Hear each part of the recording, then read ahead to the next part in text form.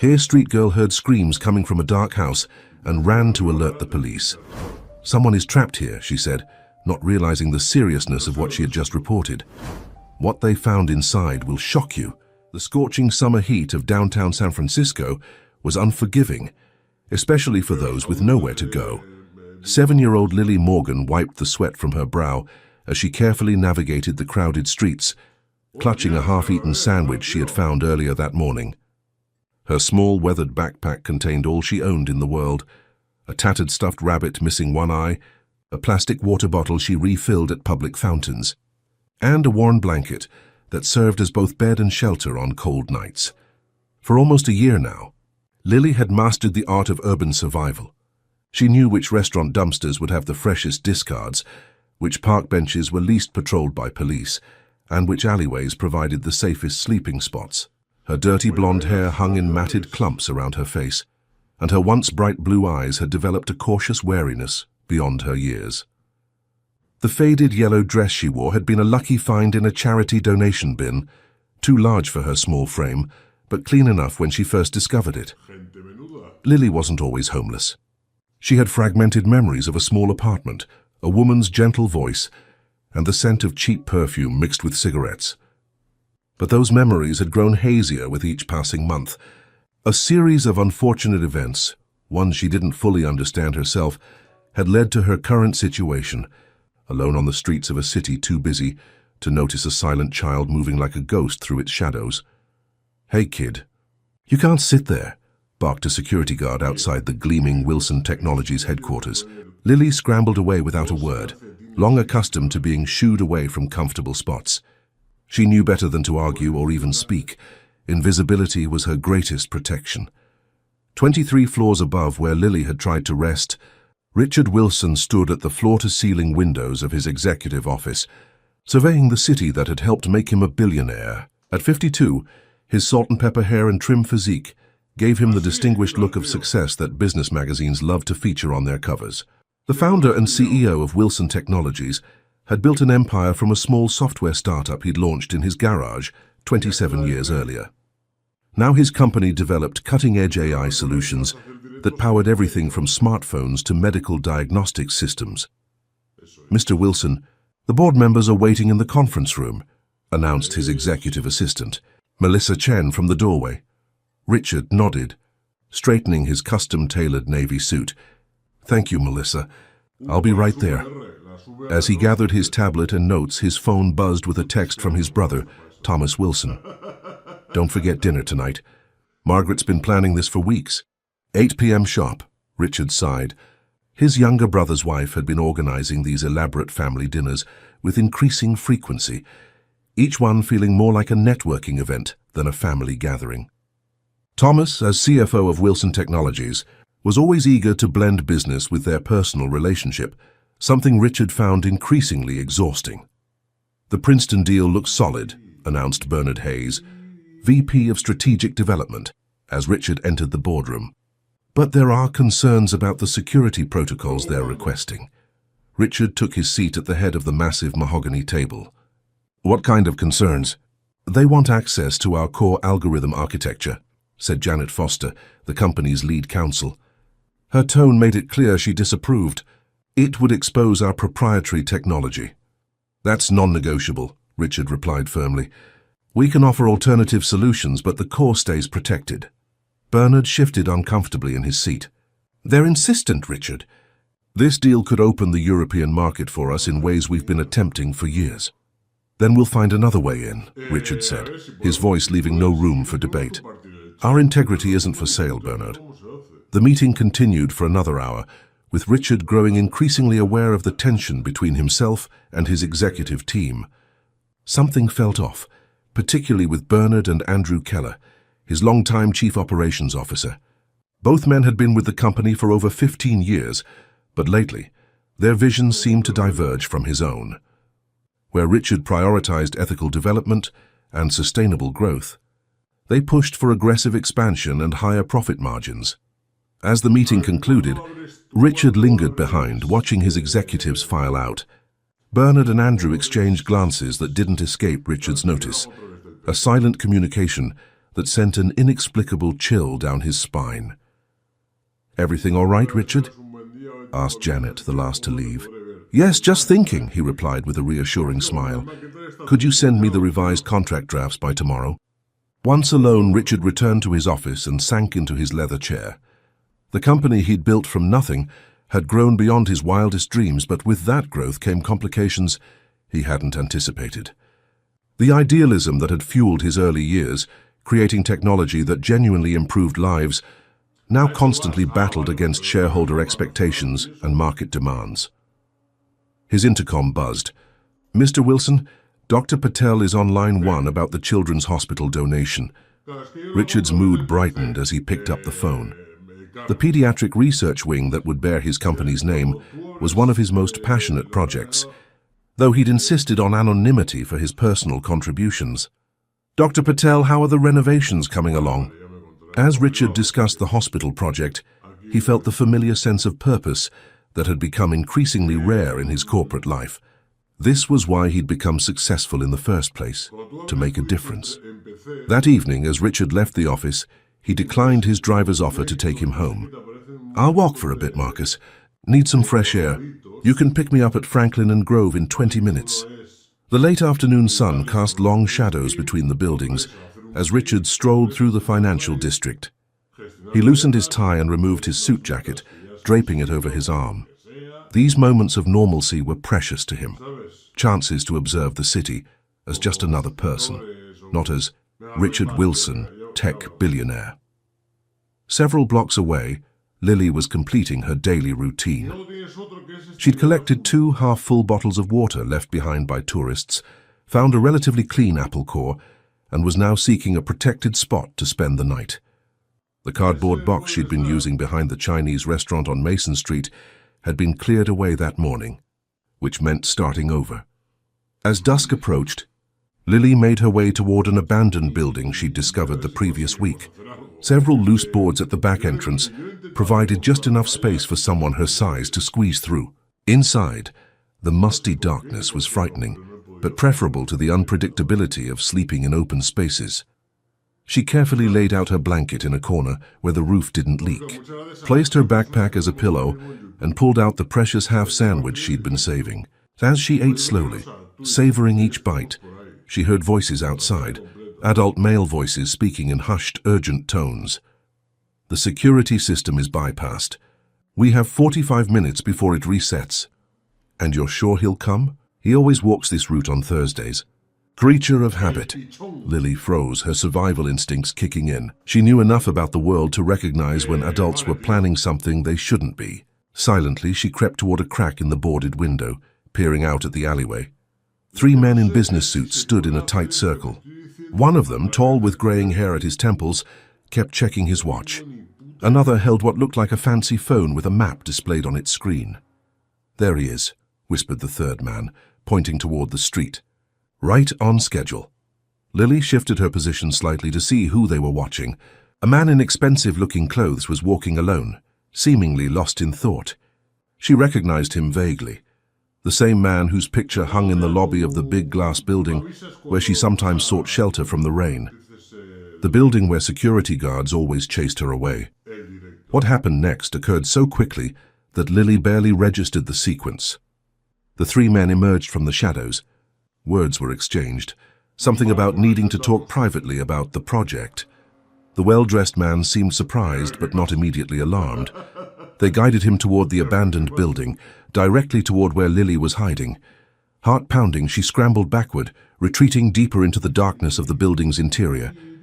From her new hiding spot behind a fallen section of drywall, she watched as the 4 men entered. The well-dressed man now looked concerned, asking questions that the others ignored. "What is this about, Bernard?" "Andrew, this isn't funny." "It's not meant to be funny, Richard," said the tallest man. "It's about correcting a course that's gone drastically off track." Lily held her breath, pressing herself as small as possible into her hiding place. She recognized the instinct immediately. These men were predators, and both she and the well-dressed man named Richard were prey. In that moment, as the summer sun finally disappeared beyond the horizon of San Francisco, 2 vastly different worlds collided in an abandoned building. A homeless child with nothing, a billionaire with everything, and a betrayal that would irreversibly change both their lives forever. Richard's mind raced as he assessed his situation. The abandoned building was far from the well-traveled streets of downtown, its windows boarded and floors littered with debris. Bernard Hayes, his VP of Strategic Development, stood blocking the door they'd entered through. Andrew Keller, his COO, circled behind him while the third man, whom Richard now recognized as James Morrison, his former head of security, who'd resigned 6 months earlier, kept one hand inside his jacket in a posture that suggested a concealed weapon. "What exactly is this about?" Richard asked, maintaining a calm he didn't feel. 27 years of high-stakes business negotiations had taught him to never show fear, even when it coursed through his veins, as it did now. Bernard stepped forward. His usual deferential manner had vanished, replaced by a cold confidence. "The Prometheus project, Richard. Or more specifically, your decision to shelve it." Richard's jaw tightened. The Prometheus project, an advanced AI system with military applications, had been Wilson Technologies' most controversial internal development. Richard had personally halted it 3 months ago after discovering its potential for autonomous weapons systems. "That project violated every ethical principle this company was founded on," Richard replied evenly. "The board agreed with me. The board doesn't understand what's at stake." Andrew snapped, his usually composed face contorted with frustration. "Do you have any idea what military contracts are worth?" "Billions, Richard. And you threw it away because of your moral qualms." James Morrison moved closer. "We've spent 15 years helping you build an empire, only for you to develop a conscience when it's time for the real payoff." Richard's gaze moved between the three men. "So what's your plan here?"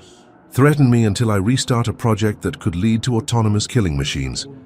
Bernard's laugh was hollow. "Not quite so dramatic. We simply need your authentication codes and biometric access to the secure servers where the Prometheus files are stored." "And if I refuse?" Richard asked, though he already knew the answer. "Then you'll stay our guest until you reconsider," Andrew replied. "We've arranged for you to be traveling for the next week. Your calendar's been cleared, appropriate emails sent. No one will miss you." From her hiding spot, Lily watched the confrontation with wide eyes. She couldn't understand everything being said, but she recognized the tension, the threat of violence that hung in the air like the moments before a thunderstorm. The man they called Richard, the one in the expensive suit, was in danger. That much was clear even to her 7-year-old mind. "This is kidnapping," Richard said flatly. "You realize that, don't you? Whatever grievances you have with my business decisions, this crosses a line you can't uncross." Bernard shrugged. "We prefer to think of it as an aggressive negotiation strategy.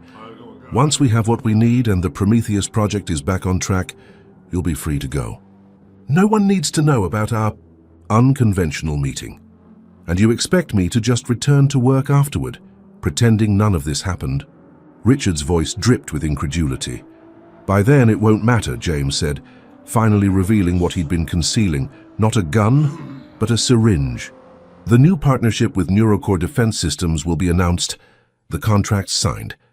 You'll have a convenient change of heart that the board will attribute to your traumatic travel experience in the wilderness." Richard took a step back. "Neurocore? They're military contractors with a history of human rights violations. We've explicitly refused to work with them for years." Andrew's smile didn't reach his eyes. "Times change, Richard. The deal is practically finalized. All we need are your access codes and biometric data to complete the Prometheus files." Lily shifted slightly to get a better view, accidentally knocking over a piece of broken plaster. The sound, barely louder than a whisper, echoed in the tense silence. All 4 men froze. "What was that?" James asked, turning toward the sound. Lily held her breath, pressing herself harder against the wall, praying to become invisible as she had so many times before on the streets. "Probably rats," Bernard said dismissively. But James wasn't convinced. "I'll check it out," he said, moving toward Lily's hiding place with deliberate steps. Richard seized the moment of distraction. In one fluid motion, he grabbed a broken piece of wooden shelving from the floor and swung it at Andrew, who was closest to him. The wood connected with Andrew's shoulder, causing him to stumble backward. Richard lunged toward the door, but Bernard was faster, tackling him to the ground with surprising strength for a corporate executive. "James!" Bernard shouted, struggling to pin Richard down. "Forget the noise. Get over here." James abandoned his investigation and hurried to assist Bernard. Together they subdued Richard, who continued to fight until James plunged the syringe into his arm. Within seconds, Richard's struggles weakened. "Just a mild sedative," James explained, as Richard's eyes grew heavy. "Enough to make you cooperative, without affecting cognitive function. You need to be clear-headed to access those files." Lily watched in horror as the three men zip-tied Richard's hands and ankles, then propped him against a wall. The businessman's head lolled to one side, his eyes unfocused but still open. "I'll set up the secure connection," Andrew said, opening a laptop he'd pulled from his briefcase. "Once it's ready, we'll need his fingerprints and retinal scan, along with the verbal passcodes." Bernard nodded. "He should be suggestible enough in about 15 minutes. James, secure the perimeter. Make sure we're really alone here." James nodded and began a systematic search of the building's ground floor. Lily's heart pounded so loudly she was certain he would hear it. As his flashlight beam swept closer to her hiding spot, she squeezed her eyes shut, clutching her tattered rabbit to her chest. The light passed over her once, then returned, lingering. Through barely opened eyes, she saw James staring directly at her hiding place, his expression shifting from surprise to calculation. "Find anything?" Bernard called from across the room. James hesitated, his eyes locked on Lily's. She saw something in his face. Not compassion exactly, but recognition. Perhaps he too had once been small and afraid. "Nothing but trash and rats," he finally answered, lowering his flashlight. But before turning away, he placed a finger to his lips in a universal gesture of silence, then mouthed words she could barely make out. "Stay hidden. Say nothing." Confused but desperate, Lily nodded almost imperceptibly. James returned to his colleagues, reporting the building was secure. For the next hour, Lily remained frozen in her hiding place, watching as the three men worked to extract information from Richard, who drifted in and out of lucidity. They set up equipment, made phone calls using strange devices that they claimed couldn't be tracked, and discussed their plans in fragmented conversations. "Neurocore is offering $3 billion for the completed Prometheus architecture," Bernard said at one point. "With our shares and positions in the new subsidiary they're creating, we each stand to make upwards of $200 million. Hardly seems fair considering what Richard will walk away with," Andrew commented bitterly. "Richard made his choice," Bernard replied. "He betrayed everything we built toward. 15 years of work, and he flushes it because suddenly he's worried about ethical implications. Where was his ethics when we developed facial recognition software that's now used by authoritarian regimes? Where was it when our data mining algorithms started predicting consumer behavior with frightening accuracy? He only found his moral compass when it was convenient, when he already had his billions." As night deepened, the men took shifts watching Richard and monitoring equipment. During a moment when Bernard and Andrew stepped outside to take a call, leaving James alone with their captive, Lily saw Richard's eyes clear momentarily. "Why, James?" Richard asked, his voice hoarse. "You resigned honorably. You were going to start your own security firm." James looked away. "Plans change. My wife's medical bills. Insurance wouldn't cover the experimental treatment. Neurocore offered to pay for everything if I helped with this operation." "I would have helped you," Richard said weakly. "You only needed to ask. And live with your charity." James spat. "I worked for you for 12 years, Richard. Took bullets for your company, literally in Jakarta. And when Miranda got sick, you sent flowers and a get-well card." Richard's head drooped again as the sedative reclaimed him. James checked his pulse, then moved to the laptop to review some files.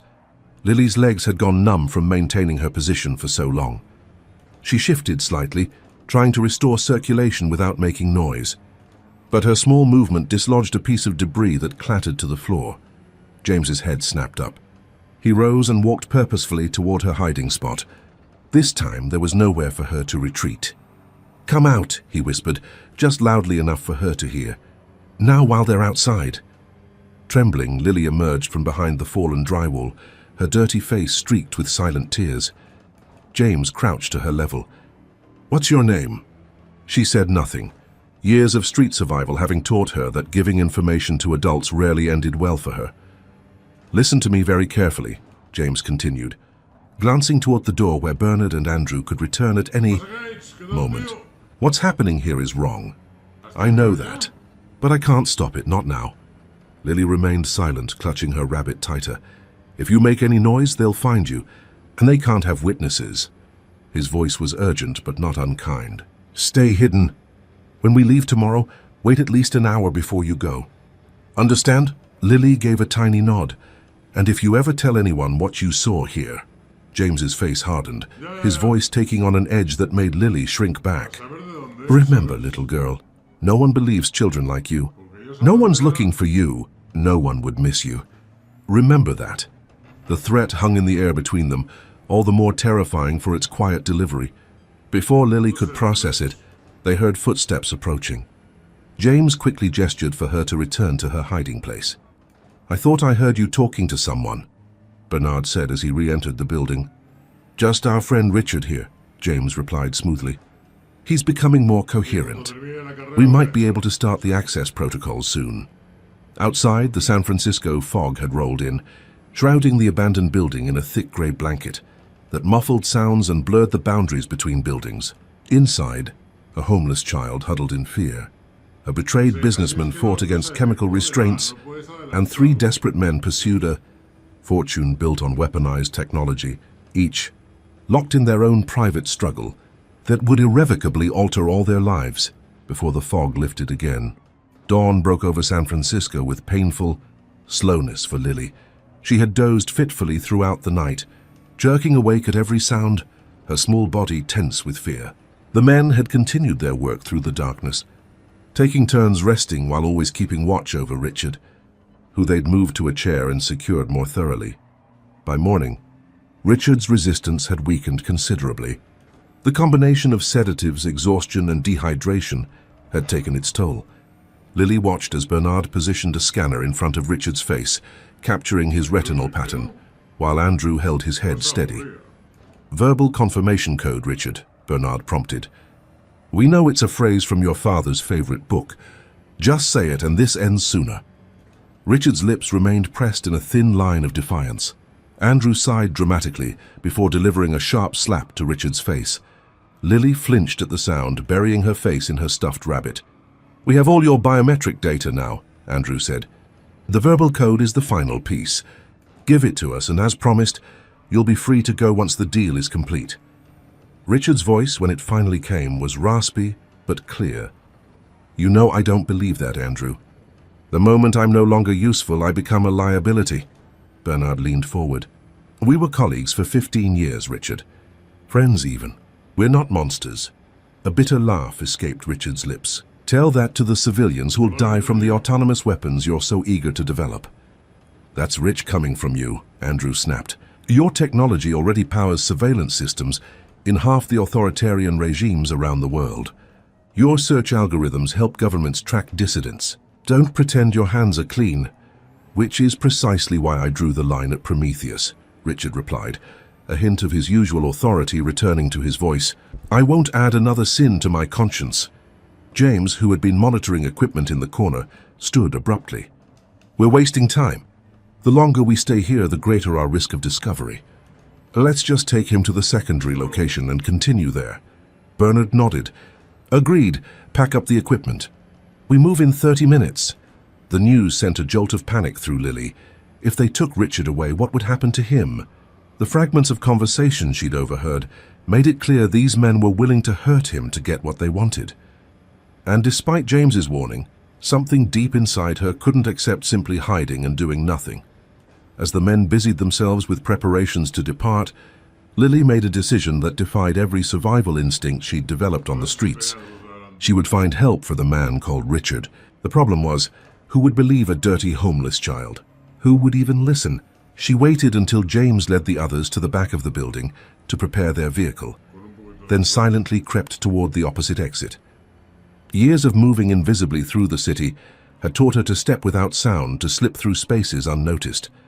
She squeezed through the same loose boards she'd used to enter and emerged into the morning light. Blinking as her eyes adjusted, The city was coming alive. Early commuters hurrying toward bus stops and coffee shops. Lily moved with purpose, staying close to buildings, avoiding eye contact with passing adults. She needed to find someone in authority, someone who would believe her. 2 blocks away, she spotted a police officer standing beside his patrol car, sipping coffee and checking his phone.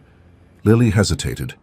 Her experiences with police had been mostly negative, being shooed away from storefronts, questioned when she lingered too long in parks, occasionally threatened with social services. But what choice did she have? Drawing a deep breath, she approached the officer. "Excuse me," she said, her voice so rarely used that it came out as little more than a whisper. Officer Michael Ramirez glanced down, instinctively taking a step back from the disheveled child. "Hey there, kid. Where are your parents?" Lily ignored the question, pushing forward with desperate urgency. "There's a man." They took him.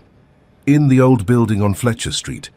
Officer Ramirez's expression shifted from mild annoyance to professional interest. "What man?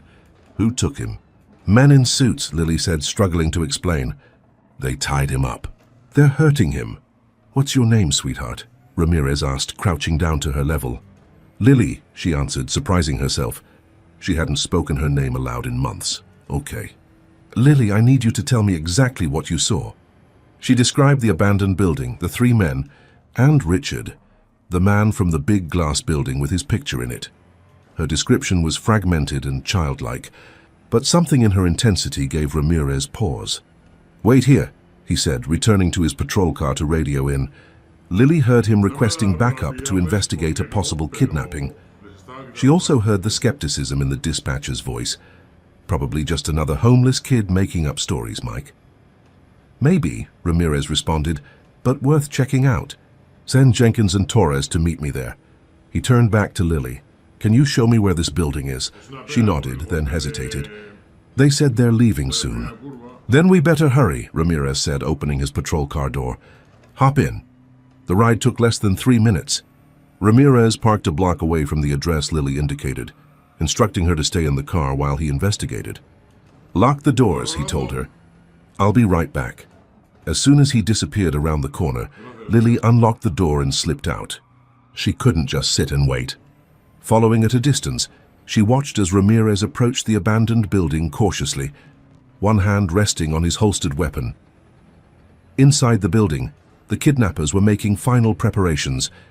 Richard had been given another dose of sedative, enough to keep him compliant during transport. "Vehicles ready," James announced, returning from the rear entrance. "We should move now." Bernard nodded. "Help me with him." They had just gotten Richard to his feet when they heard it, the unmistakable sound of the front door being tested. San Francisco police. "Anyone inside?" The 3 men exchanged alarmed glances. "How?" Andrew hissed. "Who could have—" His eyes widened with sudden realization, turning to where he'd seen James searching the previous night. The noise. There was someone else here all along. James's face remained impassive. "Back exit. Now, leave everything non-essential." They half-carried, half-dragged Richard toward the rear of the building as Officer Ramirez continued calling out warnings that he was entering. The timing couldn't have been worse for the kidnappers. Just as they emerged from the back door, a second patrol car pulled up, responding to Ramirez's call for backup. "Police!" "Stop right there!" shouted Officer Torres, drawing her weapon. What happened next was chaos. Bernard and Andrew froze momentarily. James, with his security background, assessed the situation in an instant and made a cold calculation. He released Richard, who collapsed to the ground, and raised his hands. "Officers, there's been a misunderstanding," James said smoothly. "We're executive security for Wilson Technologies. This is Richard Wilson, our CEO. He's had an episode." Officer Jenkins kept his weapon trained on the men. "Everyone on the ground, hands where I can see them." Bernard and Andrew complied immediately, but panic had overtaken their practiced corporate composure. "It's not what it looks like," Bernard pleaded. "We were helping him." Officer Ramirez had circled around from the front of the building, taking in the scene with experienced eyes.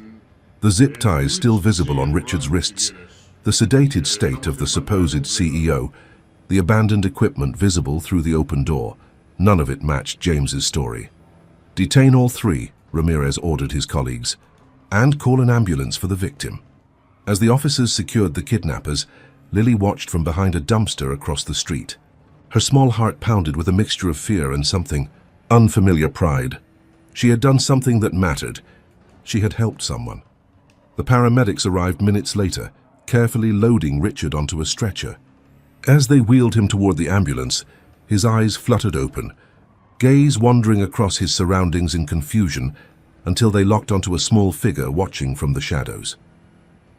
For a brief moment, through the haze of sedatives and exhaustion, Richard Wilson, billionaire tech mogul and captain of industry, made direct eye contact with Lily Morgan, homeless 7-year-old survivor. Neither could have possibly known how profoundly that moment would change both their lives.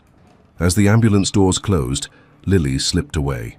She'd risked enough for one day. The streets were familiar, and they called her back to the relative safety of anonymity. By noon, the news had spread throughout San Francisco's business community. Richard Wilson, founder and CEO of Wilson Technologies, had been kidnapped by his own executives in a shocking corporate betrayal. The story dominated local headlines, with reporters gathering outside the Wilson Technologies headquarters and the hospital where Richard had been taken. Thomas Wilson, Richard's brother and company CFO, pushed through a crowd of journalists to enter the hospital, his face a mask of concern that didn't quite reach his calculating eyes. "My brother is resting comfortably," he announced to the press after visiting briefly. "The doctors assure me he'll make a full recovery. Wilson Technologies is cooperating fully with authorities, and we're conducting our own internal investigation into this unprecedented breach of trust." What Thomas didn't share publicly was the conversation he'd just had with his brother. Richard, still groggy but increasingly lucid, had insisted on speaking to the police officer who had found him. "Officer Ramirez," Richard had said when the policeman entered his hospital room, "I understand I owe you my life." "Just doing my job, Mr. Wilson," Ramirez replied modestly. "Tell me, how did you know where to find me?" "My kidnappers were careful to cover their tracks." Ramirez shifted uncomfortably. "Sir, you might find this hard to believe, but we received a tip from a homeless child, a little girl named Lily. She led us right to you." Richard's expression had transformed immediately, urgency replacing fatigue. "This girl, where is she now?" "I'm afraid she disappeared during the commotion. We've been looking for her to take a formal statement, but—" Ramirez shrugged helplessly. "Street kids are good at not being found when they don't want to be." "Find her," Richard had insisted, gripping Ramirez's arm with surprising strength. "Please, I need to thank her personally." Now, as Thomas handled the media circus outside, Richard lay in his private hospital room, staring at the ceiling. His body was still processing the last of the sedatives, but his mind was remarkably clear. In his 47 years of life, he'd never owed his safety, his very life, to anyone else. The irony wasn't lost on him. A man worth billions had been saved by a child who had nothing. "I need to find her," he whispered to the empty room. Across the city, Lily had returned to her routine of survival. She'd found a new cardboard box behind a different restaurant and was setting up her makeshift home when a breaking news alert on a television visible through a bar window caught her attention. There on the screen was the man she had helped rescue. His corporate headshot displayed next to footage of the abandoned building surrounded by police tape. "Billionaire CEO Richard Wilson kidnapped by own executives in plot involving military technology." Lily stared, transfixed. The man had a name, a life, a story far beyond what she could have imagined, and for a brief moment, their stories had intersected. She turned away, pulling her blanket tighter around her shoulders as the evening fog rolled in. Tomorrow would be another day of searching for food, avoiding authorities, and surviving the indifference of a city that never saw her. But for the first time in nearly a year, Lily fell asleep with something new warming her chest, the knowledge that she had mattered, that her existence had made a difference to someone else. It was a dangerous feeling for a child who had learned that hope often led to disappointment, yet she couldn't help but nurture it as she drifted into dreams where she wasn't invisible anymore. Richard Wilson was discharged from the hospital 3 days after his rescue, against medical advice, but with enough private nursing care arranged to satisfy his doctors. The sedatives had finally cleared his system, leaving him physically exhausted but mentally sharp, and singularly focused on finding the child who had saved him. "You don't understand," Richard explained to Detective Sarah Lawson, who had been assigned to lead the kidnapping investigation. They sat in his penthouse apartment overlooking the bay, the afternoon sun streaming through floor-to-ceiling windows. This girl risked everything to help me. A complete stranger. I need to thank her, to make sure she's safe. Detective Lawson, a 20-year veteran of the force with a no-nonsense demeanor, flipped through her case notes. Mr. Wilson, we have officers looking for her, but finding one specific homeless child in San Francisco is like finding a particular grain of sand on a beach. Officer Ramirez described her as small blonde, approximately 7 years old, wearing a yellow dress too large for her. That matches dozens of children in the city's homeless population. Richard paced, ignoring the lingering dizziness from his ordeal. Then we expand the search. I have resources, security personnel, technology. With all due respect, Lawson replied carefully, throwing money and manpower at this might do more harm than good. Street children are naturally wary of adults, especially those who seem to be hunting for them.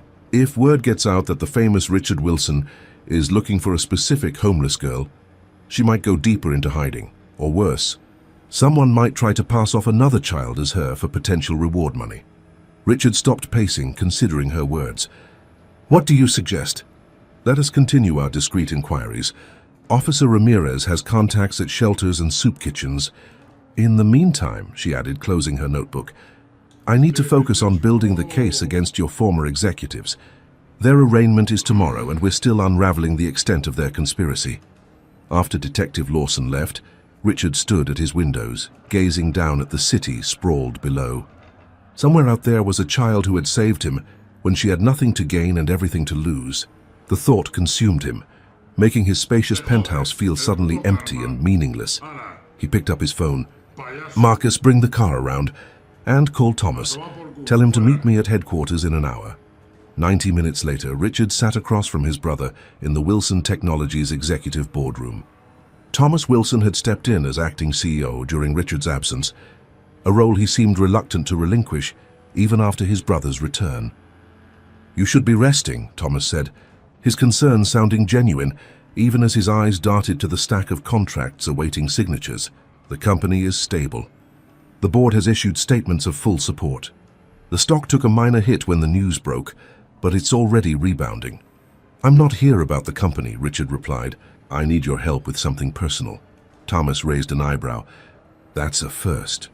The brothers had always maintained a relationship that was more professional than personal.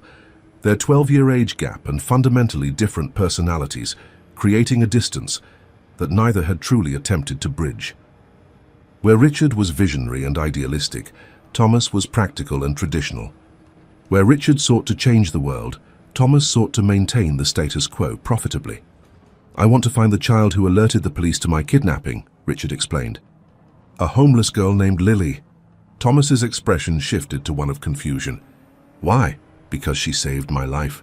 Because she's 7 years old and living on the streets. Because I owe her. Thomas leaned back, studying his brother with newfound curiosity. And what exactly do you intend to do when you find her? Write her a check? Give her a tour of the company? What? Richard hesitated. He hadn't thought that far ahead, which was unusual for a man who typically planned 5 moves in advance. I don't know yet, but I need to find her first. Well, the company's security resources are at your disposal, of course, Thomas said, though I agree with the detective. A high-profile search might be counterproductive. I was thinking we could access the city's surveillance network, Richard suggested. Our facial recognition software could... Absolutely not, Thomas interrupted firmly. Using our proprietary technology to scan for a specific child without proper authorization would be illegal, not to mention an ethical nightmare. Imagine the headlines. Tech billionaire uses invasive surveillance to track child. Is that really what you want? Richard fell silent, acknowledging the valid point. Besides, Thomas continued more gently, this fixation isn't healthy, Richard. You've been through a traumatic experience. It's natural to feel a connection to someone involved in your rescue, but this isn't trauma bonding, Thomas, Richard cut in sharply. This is about a child who needs help and my ability to provide it. And what about the thousands of other homeless children in this city? Do they deserve your personal attention too? Where does it end? Thomas sighed, softening his tone. I'm not saying don't help her. I'm saying be careful about making this too personal. You have responsibilities that extend beyond one child, no matter how deserving. The conversation ended without resolution, leaving Richard frustrated and Thomas concerned. As Richard left the building, he found himself looking more carefully at the people huddled in doorways, the figures sleeping on benches, the shadows moving through alleyways. His city had always contained these elements of human suffering, but they had existed at the periphery of his vision, acknowledged but not truly seen. Meanwhile, Lily continued her daily survival routine, unaware of the search being conducted for her.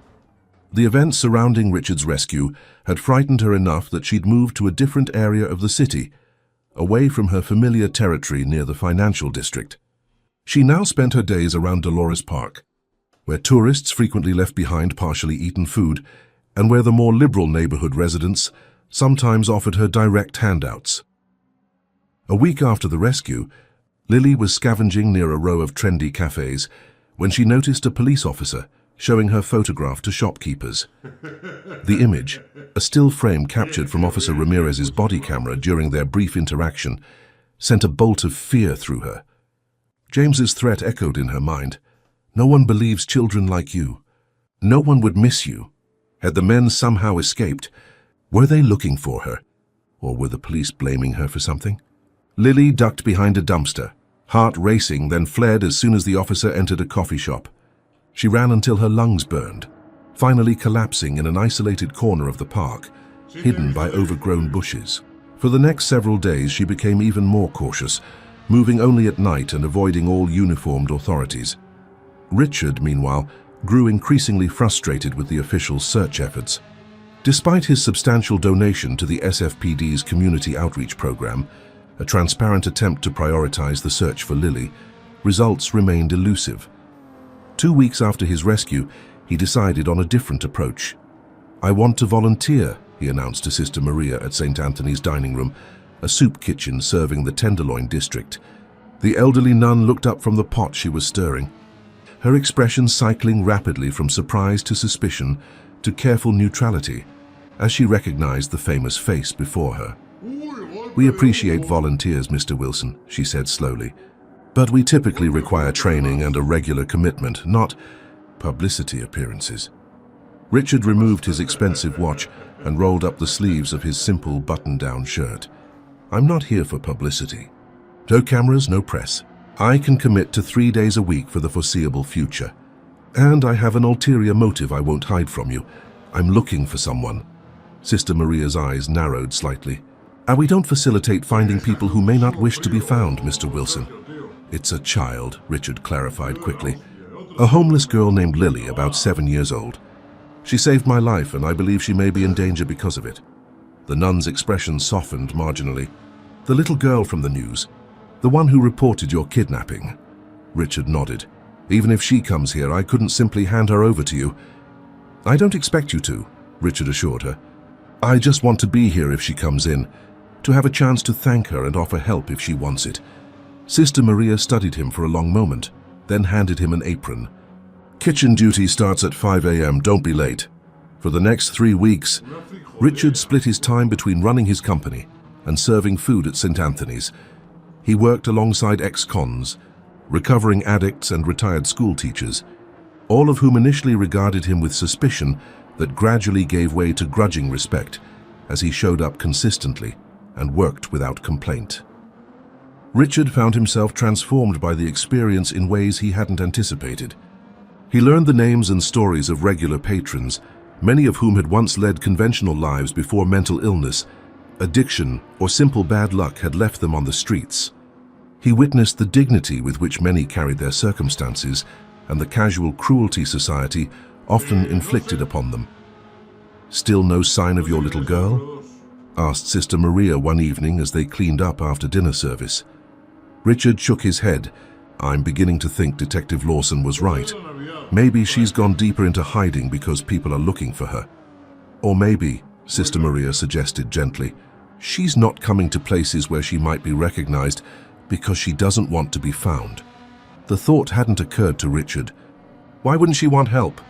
"Trust is a luxury many street children can't afford," Sister Maria explained. In their experience, adult interest usually leads to systems that fail them: foster care, juvenile detention, institutions.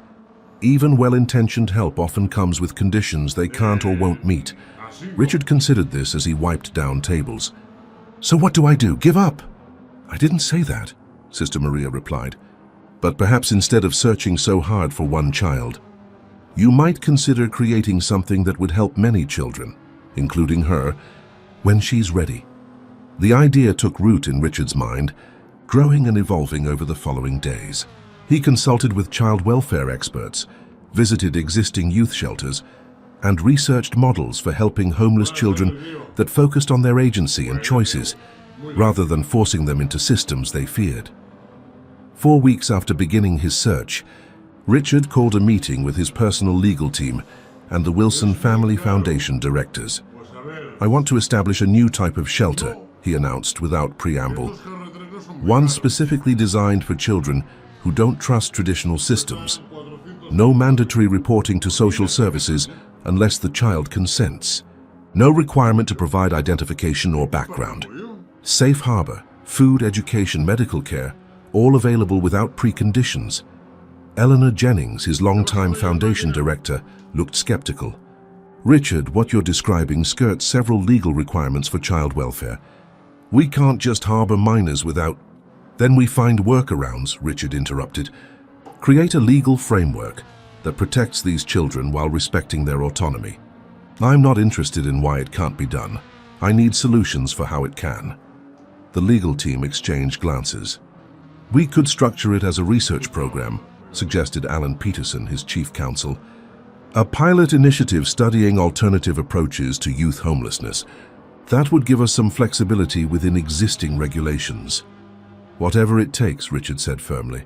I want locations in every district with significant homeless populations, walking distance from areas where these children already congregate. And I want the first one operational within 30 days. 30 days, Eleanor exclaimed. That's impossible. The permits alone. Make it happen, Richard insisted. Money is no object. Neither is my personal involvement. This is now my top priority. As the team dispersed with their assignments, Thomas lingered behind. This has become an obsession, Richard, he said quietly. You've barely been in the office. The board is starting to ask questions. Let them ask. It's not just the board. The prosecutor called yesterday. Bernard and Andrew are considering plea deals. They're claiming you knew more about the Prometheus project applications than you've admitted publicly. That you only shut it down when there was risk of exposure. Richard's jaw tightened. They're lying to save themselves. Of course they are, Thomas agreed. But perception matters. You disappearing from public view to serve soup to the homeless, and now launching some legally questionable shelter for street kids. It's feeding into their narrative that you're having some kind of breakdown or crisis of conscience. I don't care how it looks, Richard said, though a part of him recognized the potential damage to everything he'd built. You should, Thomas pressed. Because if they manage to paint you as unstable or compromised, everything is at risk. The company, your position, your ability to do any good at all, including for this girl you're so determined to help. Richard knew his brother had a point. His public image had always been an asset. The visionary founder, the ethical tech leader, the principled billionaire. If that image crumbled, his influence would diminish accordingly. What do you suggest? He asked finally. Balance, Thomas answered. Continue your project, but maintain your corporate responsibilities. Make a public statement about your experience and how it's inspired you to address youth homelessness. Frame it as an extension of your existing philanthropic work, not a radical departure or personal crusade. Richard nodded slowly. I can do that. And Richard, Thomas added as he turned to leave, have you considered what happens if you never find her? Or if you do find her and she doesn't want your help? Are you prepared for either possibility? The question lingered in Richard's mind, long after his brother departed. The truth was he wasn't prepared. In all his planning and resource allocation, he had never seriously contemplated failure. The thought that Lily might not want to be found, or worse, might fear him, was almost too painful to consider. Yet as he stood at his office windows that evening, watching the city lights emerge against the darkening sky, he made himself face the possibility.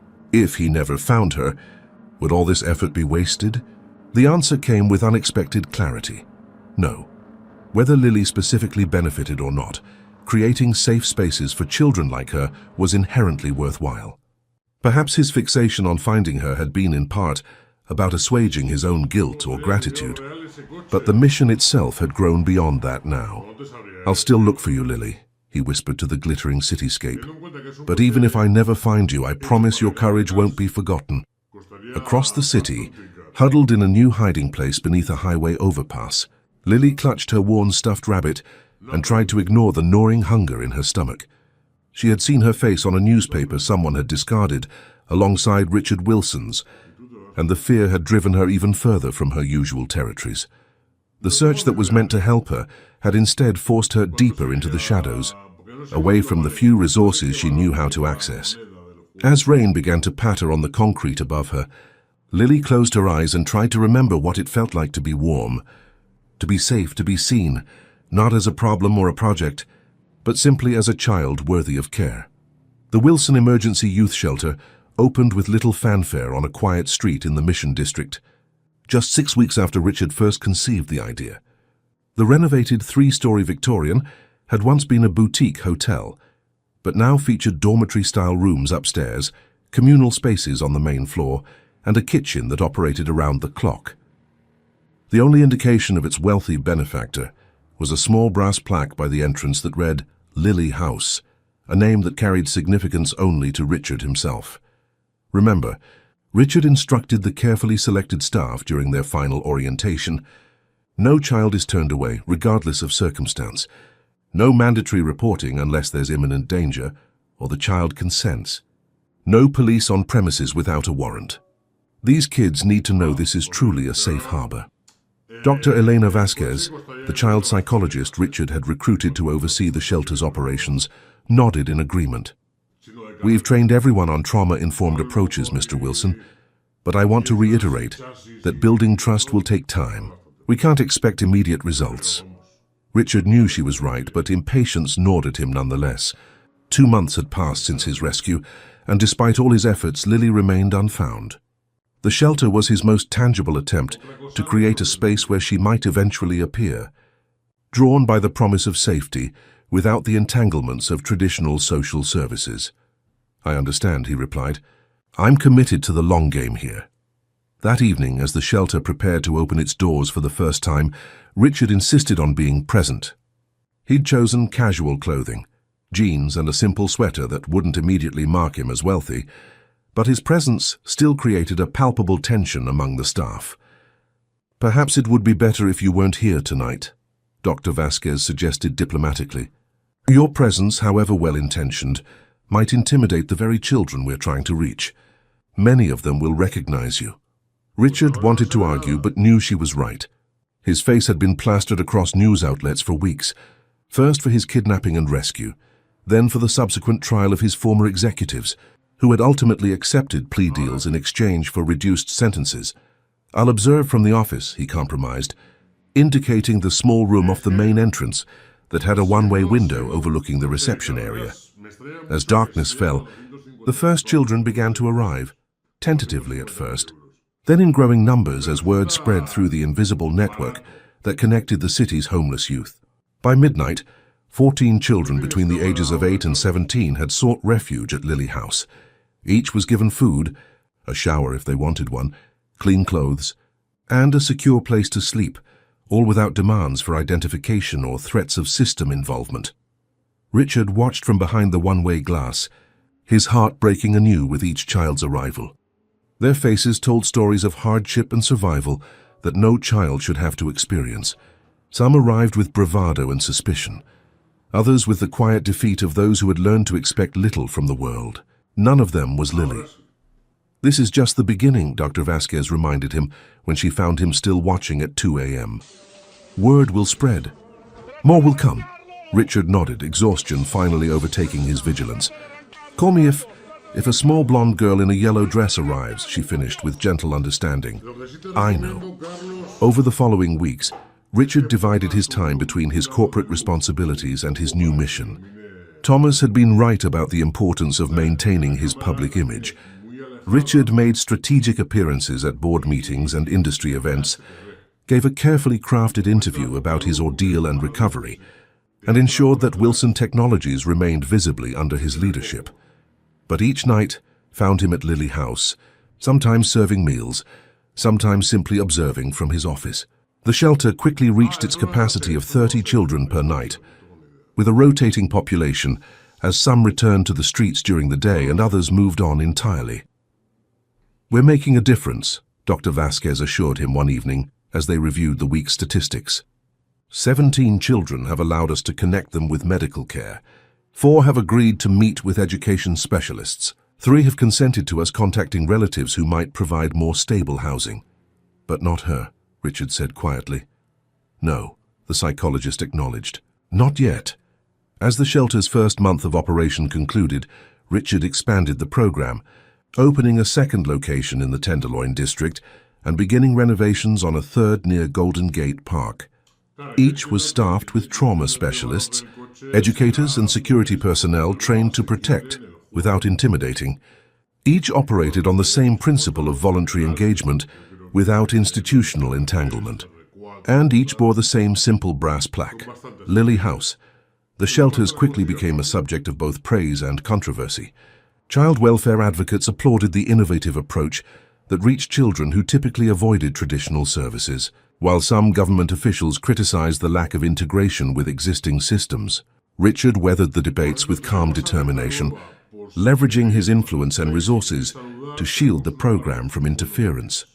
3 months after the first shelter opened, Richard was reviewing architectural plans for the 4th location when his private phone rang, a line known only to a select few. "Mr. Wilson," came Dr. Vasquez's carefully controlled voice, "I believe you should come to the Tenderloin location as soon as possible." Richard's heart leaped. "Is it—" "I can't confirm over the phone," she interrupted. "But please come immediately." He arrived at the shelter 20 minutes later, having broken several traffic laws en route. Dr. Vasquez met him at a private entrance, her expression both excited and cautious. "She came in about an hour ago," the psychologist explained as she led him to her office. "She matches the description, blonde, approximately 7 years old, though severely undernourished, which makes age estimation difficult." "She didn't give a name, but—" "But?" Richard prompted, his voice strained with anticipation. "She's carrying a stuffed rabbit missing one eye. And she asked if this was the place the man from the glass building made for kids like her." Richard stopped walking, overwhelmed by emotion. "It's her. It has to be." Dr. Vasquez placed a restraining hand on his arm. "Mr. Wilson, Richard, I need you to listen carefully. This child, whoever she is, has been living on the streets for an undetermined period. She's malnourished, showing signs of possible exposure-related illness, and extremely wary of adults. If this is indeed your Lily, your reaction to seeing her could either help or severely traumatize her further." Richard took a deep breath, forcing himself to think beyond his own emotional response. "What do you suggest? Let me introduce you as a shelter volunteer. Don't mention recognizing her or knowing anything about her past. Let her control the interaction and the information she shares." Richard nodded, swallowing his impatience. Whatever's best for her. Dr. Vasquez led him to a small room designed for one-on-one counseling sessions. Through a window in the door, Richard could see a tiny figure sitting at a table, hunched protectively over a bowl of soup. The child's blonde hair was matted and dull, her skin weathered by sun and dirt. She wore mismatched clothes that hung from her thin frame, and clutched a filthy stuffed rabbit to her chest with one hand, while spooning soup with the other. It was Lily, older, more worn than in his memories, but unmistakably the child who had saved him. "Ready?" Dr. Vasquez asked, studying his face. Richard nodded, though his racing heart suggested otherwise. They entered the room together, with the psychologist speaking first in a calm, cheerful tone. "Hey there! How's the soup?" Lily looked up warily, her eyes moving between Dr. Vasquez and Richard. "It's good," she said softly, her voice raspy from disuse. "I'm glad. This is Richard. He volunteers here sometimes, helping with meals and things." Richard moved slowly to a chair across from Lily, maintaining a non-threatening distance. "Hello," he said simply, fighting to keep his voice steady. Lily studied him with intense scrutiny, and Richard could see the moment. Recognition dawned in her eyes. She stiffened slightly but didn't flee. "I know you," she said finally. "From the building." Richard nodded, unsure if she meant his corporate headquarters or the abandoned building where he'd been held captive. "You're the man they tied up," Lily clarified, answering his unspoken question. "Yes," he acknowledged, "and you're the brave girl who got help." Lily's grip on her stuffed rabbit tightened. "They said they'd hurt me if I told." "I know," Richard said gently. "What you did was incredibly brave. You saved my life." The child looked down at her soup, shoulders hunching further. "I didn't know who to believe. They said you did bad things, but you were tied up and looked scared." Richard's heart ached at her confusion. Even in her fear, this child had made a moral judgment, had chosen to help someone she perceived as vulnerable despite threats to her own safety. "You made the right choice," he assured her. "The men who took me were trying to make me do something dangerous, something that could hurt a lot of people. You stopped them." Lily absorbed this information with the solemn wisdom of a child who had seen too much of the world's darkness. "Is that why you made these places? The Lily houses?" The question caught Richard off guard. "You knew they were named after you?" She shrugged one small shoulder. "I heard people talking on the streets. They said a rich man was looking for a girl named Lily and making special places for kids." "Yes," Richard admitted. "I wanted to find you, to thank you, and to help you if you wanted help." "Why?" The directness of the question, childlike in its simplicity but profound in its implications, momentarily stunned Richard. "Because," he began, then paused to organize his thoughts. "Because you helped me when you had absolutely no reason to. Because no child should have to live on the streets. Because I have the ability to help, and that creates a responsibility." Lily considered this, taking another spoonful of soup before responding.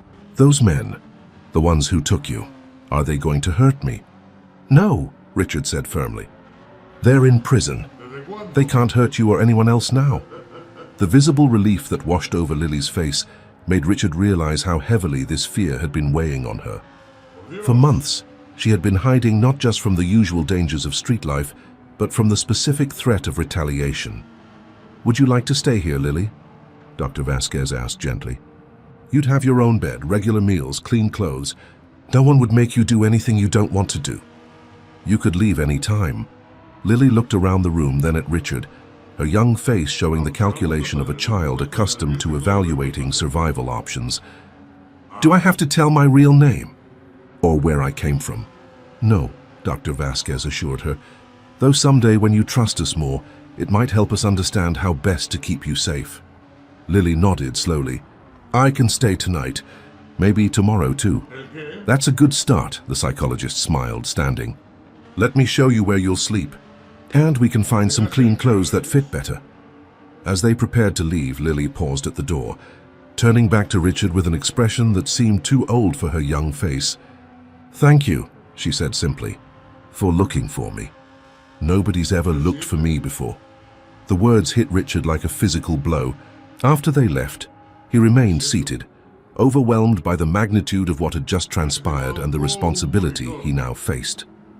This child, resilient, brave, and profoundly alone in the world, had trusted him enough to reveal herself after months of hiding. What came next would require more than money or resources. It would require a commitment to her as an individual, not just as a symbol or a cause. Thomas found him still sitting there an hour later, having been alerted by Richard's driver about the unexpected detour. "I got worried when you missed the investor call," Thomas explained, taking in his brother's emotional state with a raised eyebrow. "Is everything all right?" Richard looked up, a complex mixture of emotions playing across his face. "I found her, Thomas. I found Lily." Thomas's expression shifted from irritation to surprise. "The girl from the kidnapping? She's here?" "Yes, malnourished, traumatized, afraid, but alive. And somehow still capable of trust after everything she's been through." "That's good news," Thomas said carefully. "So what happens now?" "Mission accomplished." Richard shook his head. "This isn't the end. It's barely the beginning." He stood, newfound determination in his voice. "I want to give her a home, Thomas. A real home. Not just a shelter. Not just financial support. I want to adopt her. His brother stared at him in disbelief. Adopt her? Richard, you can't be serious. You know nothing about this child, her background, her family situation. For all you know, there are relatives searching for her. If there are, we'll find them, Richard replied firmly. But from what little she shared, I suspect there's no one. And I won't abandon her to a system that's already failed her once. Thomas ran a hand through his hair in exasperation. You're talking about completely upending your life for a child you just met. Have you thought this through? The legal complications alone. I've made up my mind, Richard interrupted. I'll need your support, not your objections. The brothers stared at each other across a widening ideological divide, one that had been growing for years, but now seemed unbridgeable. In this moment, Richard recognized a fundamental difference between them, not just in their business philosophies, but in how they viewed their obligations to others, particularly those without power or privilege. You'll have my support, Thomas finally said, his tone suggesting it was a concession rather than an endorsement. But I hope you understand what you're getting yourself into. Richard thought of the tiny girl with the one-eyed rabbit who had risked everything to save a stranger. I'm beginning to, he said softly, and it might be the most important thing I've ever done. Lily stayed at the shelter for 3 weeks before she stopped disappearing during the day. It took another 2 weeks before she would sleep through the night without checking that all exits were accessible. By the 6th week, she had begun to join the educational activities Dr. Vasquez organized, revealing an eager mind behind her cautious exterior. Richard visited daily, careful to maintain the role of volunteer rather than benefactor. He brought books he thought she might enjoy, sat with her during meals, and gradually earned enough of her trust that she began to share fragments of her history, though never her full name or how she had ended up on the streets. I had a mum once, she told him one afternoon as they sat in the shelter's small garden, a protected courtyard where the children could enjoy fresh air without feeling exposed. Lily was carefully coloring a picture of a house with a red door and flowering trees, a far cry from any home she had likely known. She was sick a lot. I think she died, but I don't remember exactly. Richard listened, giving her the space to share at her own pace. That must have been very hard for you.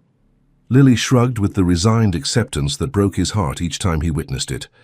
Lots of kids don't have moms. Or dads. That's true, Richard acknowledged. But everyone deserves to have someone who cares about them, who looks out for them. She glanced up from her drawing, studying him with eyes that had seen too much for their years. Is that why you come here every day? Because you care about us. I care about all of you, Richard said honestly. But especially you, Lily. You did something extraordinary for me, something most adults wouldn't have had the courage to do. She returned to her coloring, adding a yellow sun to the corner of the page. I just did what seemed right. That's what makes it extraordinary, Richard replied softly. Later that evening, Richard met with Dr. Vasquez and Alan Peterson, his legal counsel, in the shelter's office. I've begun the preliminary process, Alan explained, opening a folder of documents. But establishing guardianship, let alone adoption of a child with no documented identity, presents significant challenges. We would typically need to demonstrate that reasonable efforts have been made to locate existing family. She's been living on the streets for at least a year, possibly longer, Richard countered. If anyone was looking for her, they would have found her by now. The law doesn't recognize abandonment as easily as you might think, Alan continued patiently. Without knowing her legal name or having a birth certificate, we can't even determine jurisdiction for filing. Was she born in California? Another state? Is she even a U.S. citizen? These questions matter legally. Dr. Vasquez, who had been quietly listening, leaned forward. Lily has begun to trust us, but she's still protective of her full identity.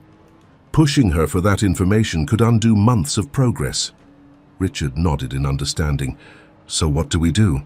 We establish a foundation of trust and stability first, the psychologist advised. Continue building your relationship in this safe environment. Eventually, with enough security, she may feel comfortable sharing the details we need. And in the meantime, Richard pressed, impatience edging his voice. In the meantime, Alan replied, we can pursue temporary emergency guardianship based on her current status as an unaccompanied minor in your care. It's not adoption, but it would give you legal standing to make certain decisions for her welfare. while we work on the more permanent solution. Richard agreed to this approach, though the delay chafed at his natural inclination toward direct action.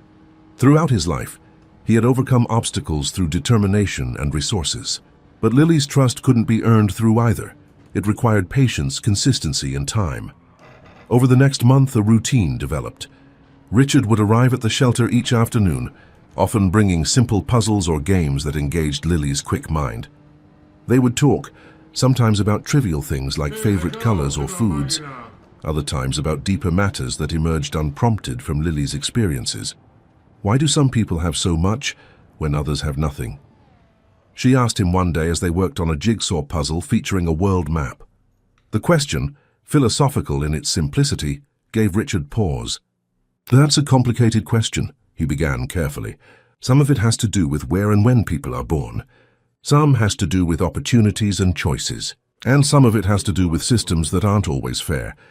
Lily considered this as she fitted a puzzle piece representing Australia into place. "You have a lot." "Yes," Richard acknowledged.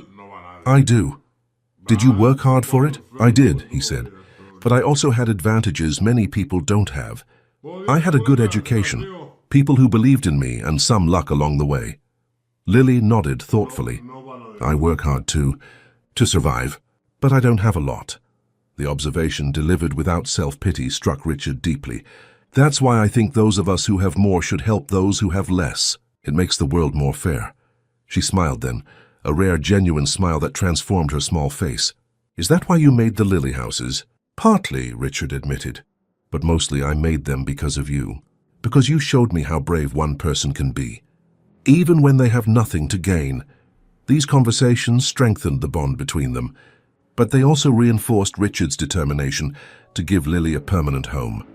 By the third month, he had converted a spare bedroom in his penthouse into a child's room, filling it with books, art supplies, and comfortable furniture, all waiting for the day Lily might occupy it.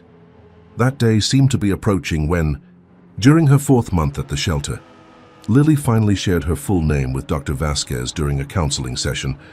"Lily Morgan," she said quietly. "That's my real name.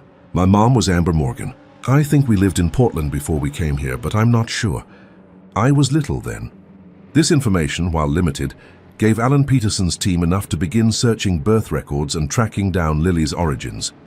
The investigation moved slowly, but within 2 weeks they had located a birth certificate for Lillian Grace Morgan, born to Amber Morgan in Portland, Oregon 7 years earlier. The father was listed as unknown. Further research uncovered a death certificate for Amber Morgan from 14 months prior, a suspected overdose. With no father in the picture and no record of other relatives, Lily had apparently been on her own since then, falling through the cracks of an overloaded child welfare system. "This actually simplifies things legally," Alan explained to Richard. "With documented evidence that her only known parent is deceased and no record of other family, we can petition for permanent guardianship with a clearer path to adoption."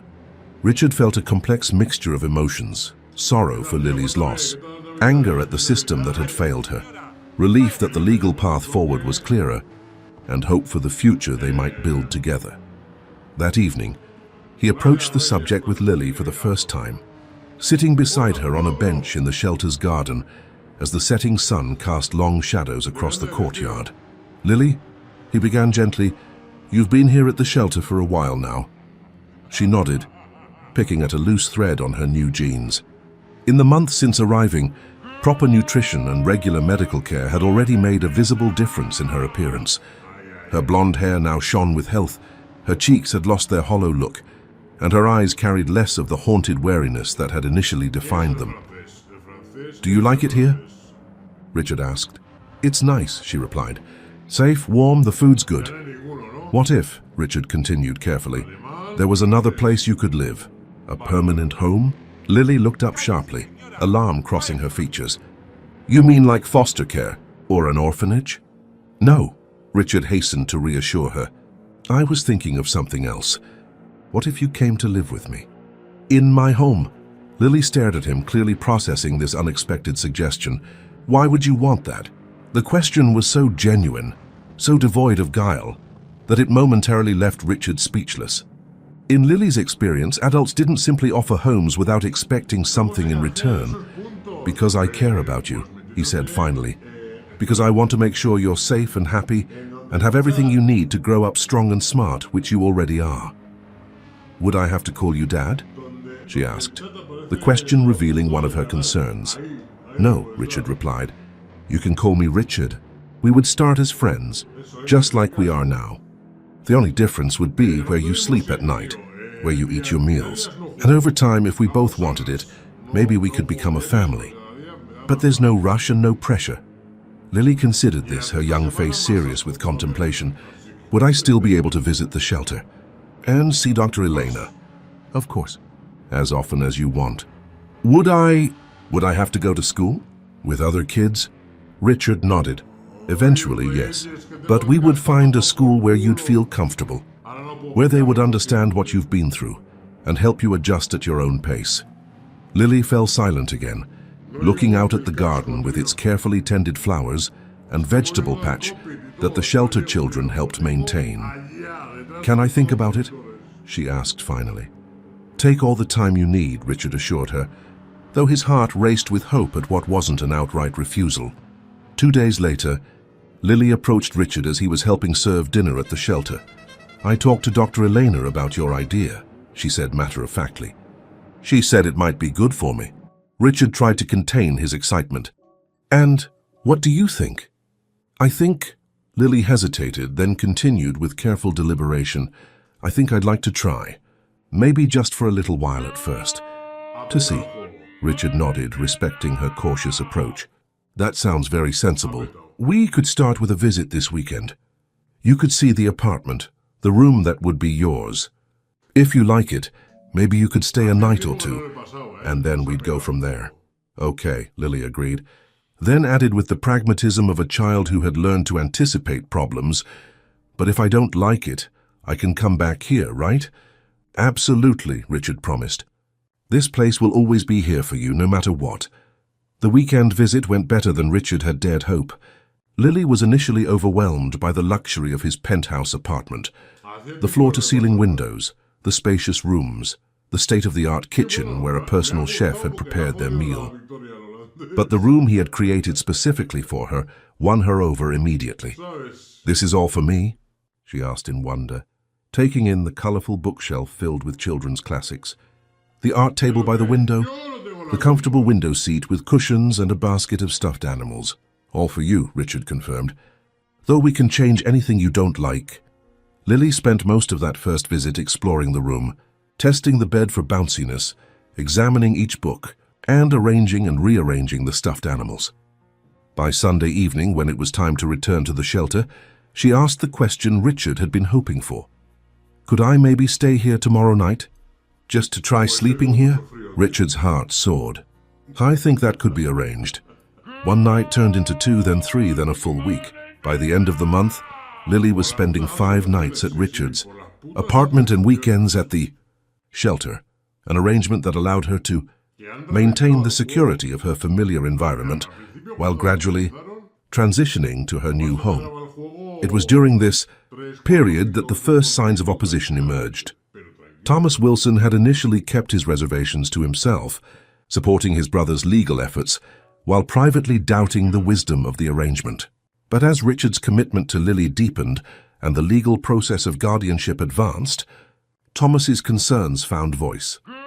"The board is getting nervous. Richard," he reported during a tense meeting in Richard's office, "your attention has been divided for months now. The Porter acquisition is stalling, the European expansion is behind schedule, and our stock price has dipped 8% in the last quarter. All temporary setbacks," Richard dismissed. "The fundamentals of the business remain strong."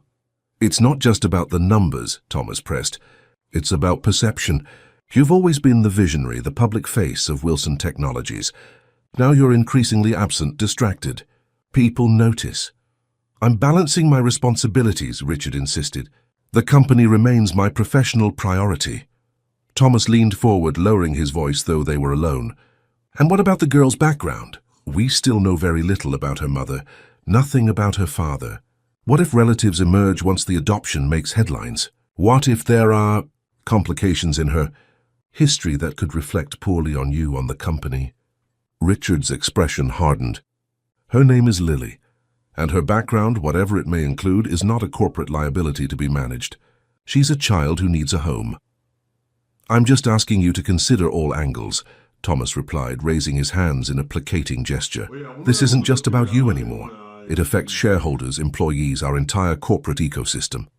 The conversation ended unresolved, but it marked the beginning of a subtle campaign of resistance. Thomas began scheduling critical meetings during times he knew. Richard had commitments with Lily. Board members privately expressed concerns about Richard's changing priorities. Questions about succession planning emerged in executive sessions. Richard was aware of these maneuvers but refused to be diverted from his path. With Alan Peterson's guidance, he filed for legal guardianship of Lily Morgan, initiating a process that would eventually lead to adoption. The court assigned a guardian ad litem to represent Lily's interests and scheduled hearings to evaluate Richard's suitability as her permanent guardian. Throughout this period, Richard was careful to shield Lily from the legal complexities and corporate tensions. In her presence, his focus remained entirely on helping her adjust to her new life, enrolling her in a specialized school for children with trauma backgrounds, engaging a child nutritionist to address years of dietary neglect, and spending quality time together each evening reading, playing games, or simply talking about their days. Lily, for her part, blossomed under this attention. Her vocabulary expanded rapidly, her natural intelligence finding expression in an insatiable curiosity about the world. She still had moments of regression, hiding food in her room, waking with nightmares, occasionally retreating into wary silence when overwhelmed. But the general trajectory was one of healing and growth. Then came the day that would test the fragile, a foundation they had built together. Richard had just returned from a court hearing where the guardian ad litem had recommended approval of his guardianship petition, paving the way for eventual adoption. He entered his apartment, eager to share the good news with Lily, only to find Margaret Wilson, Thomas's wife and Lily's frequent babysitter, when Richard had unavoidable business commitments, waiting for him with a grave expression. "Where's Lily?" he asked immediately, anxiety sharpening his tone. "In her room," Margaret assured him. "She's fine. But Richard, there's something you need to know." She handed him a tablet displaying an article from a tabloid news site. Tech Billionaire's Charity Case. The Troubled Past of Richard Wilson's Street Urchin. The article contained details about Amber Morgan's history of drug abuse and prostitution, insinuations about Lily's unknown paternity, and unfounded speculation about potential developmental issues resulting from prenatal drug exposure. Worst of all, it featured a grainy but recognizable recent photo of Lily entering Richard's building, her face only partially obscured, despite laws protecting minors' privacy. "How did they get this information?" Richard demanded, voice shaking with barely controlled fury. "These records were sealed by the court." Margaret looked away, unable to meet his eyes. "Thomas believes someone in Alan's legal team may have leaked it. Possibly someone who felt the board should know what you were getting into." The implication was clear. Thomas hadn't merely objected to Richard's decision. He had actively undermined it, using confidential information about a vulnerable child to generate negative publicity that might pressure Richard into reconsidering. "Where is he?" Richard asked, his voice dangerously quiet. "At the office," Margaret replied. "Richard, he's concerned about you, about the company."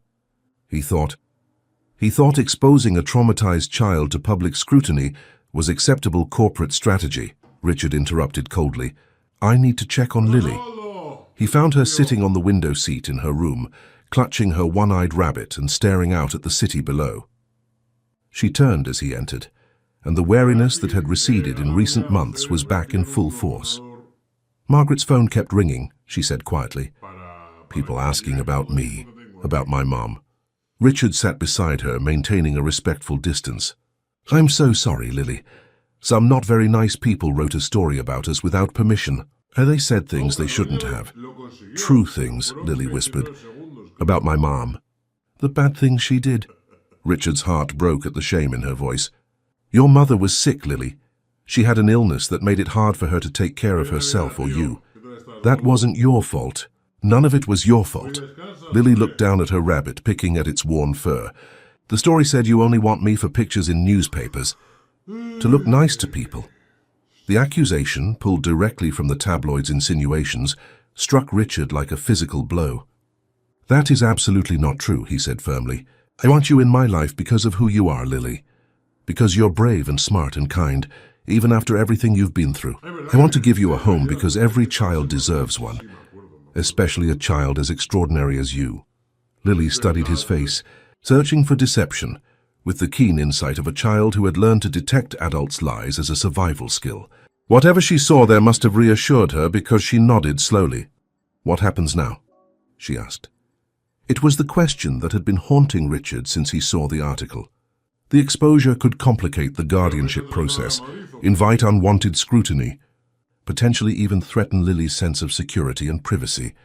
Now, he said, making a decision in that moment, we face this together.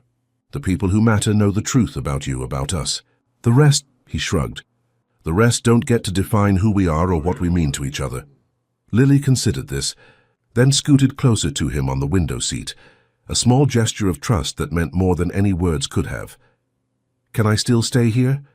She asked, the vulnerability in her voice revealing her deepest fear. Always, Richard promised, gently placing his arm around her small shoulders. This is your home now, Lily, for as long as you want it to be. As they sat together watching the sunset paint the San Francisco skyline in shades of gold and pink, Richard's phone buzzed repeatedly with calls from Thomas, from the PR department, from board members concerned about the company's image. He ignored them all, focusing instead on the child beside him, a child who had saved him in more ways than one, and who now needed him to stand as firmly for her as she had once stood for him. The courthouse corridors echoed with hushed conversations as Richard and Lily waited outside the family court judge's chambers.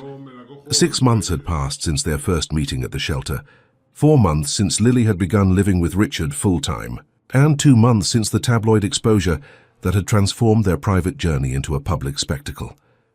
Lily sat beside Richard on a wooden bench, her legs dangling above the floor, dressed in a simple blue dress that she had chosen herself for this important day. Her blonde hair was neatly braided, and she clutched her ever-present one-eyed rabbit, freshly cleaned but still unmistakably worn from years of love. Nervous? Richard asked gently. Lily nodded, her eyes fixed on the heavy wooden doors that would soon open for their guardianship hearing. Me too, Richard admitted, a confession that earned him a surprised glance from the child. In her experience, adults rarely acknowledged vulnerability. What if they say no? She whispered, giving voice to the fear that had grown stronger as the hearing approached. Richard chose his words carefully, balancing honesty with reassurance. Then we appeal. We try again. We don't give up. Before Lily could respond, the doors opened and a court officer appeared. The judge will see you now. They entered the judge's chambers, a less intimidating setting than a formal courtroom, but still sufficiently formal to make Lily press closer to Richard's side. Judge Eleanor Winters, a stern-faced woman in her 60s with steel-grey hair and piercing eyes, sat behind a massive desk. Also present were Ms. Farnsworth, Lily's court-appointed guardian ad litem, Alan Peterson, Richard's attorney, and a woman Richard didn't recognize, who was introduced as Rebecca Simmons, representing the Department of Children and Family Services. Please be seated, Judge Winters directed, her tone businesslike but not unkind. Once everyone was settled, she addressed Lily directly. Hello, Lily, I'm Judge Winters. Do you know why we're all here today? Lily nodded solemnly. To decide if I can stay with Richard. That's right. And I want you to know that everyone in this room has the same goal, to do what's best for you. Sometimes adults might disagree about what that means, but that's the purpose we all share. Do you understand? Yes, ma'am, Lily replied softly. The judge turned her attention to the gathered adults. This case has attracted considerably more attention than most guardianship petitions. Let me be clear from the outset. I'm not interested in media narratives, corporate considerations, or public relations concerns. My only interest is the welfare of this child. She shuffled through the papers before her. Mr. Peterson, please present your client's petition. Alan outlined Richard's request for permanent legal guardianship, emphasizing his financial stability. his commitment to Lily's well-being, and the strong bond that had developed between them.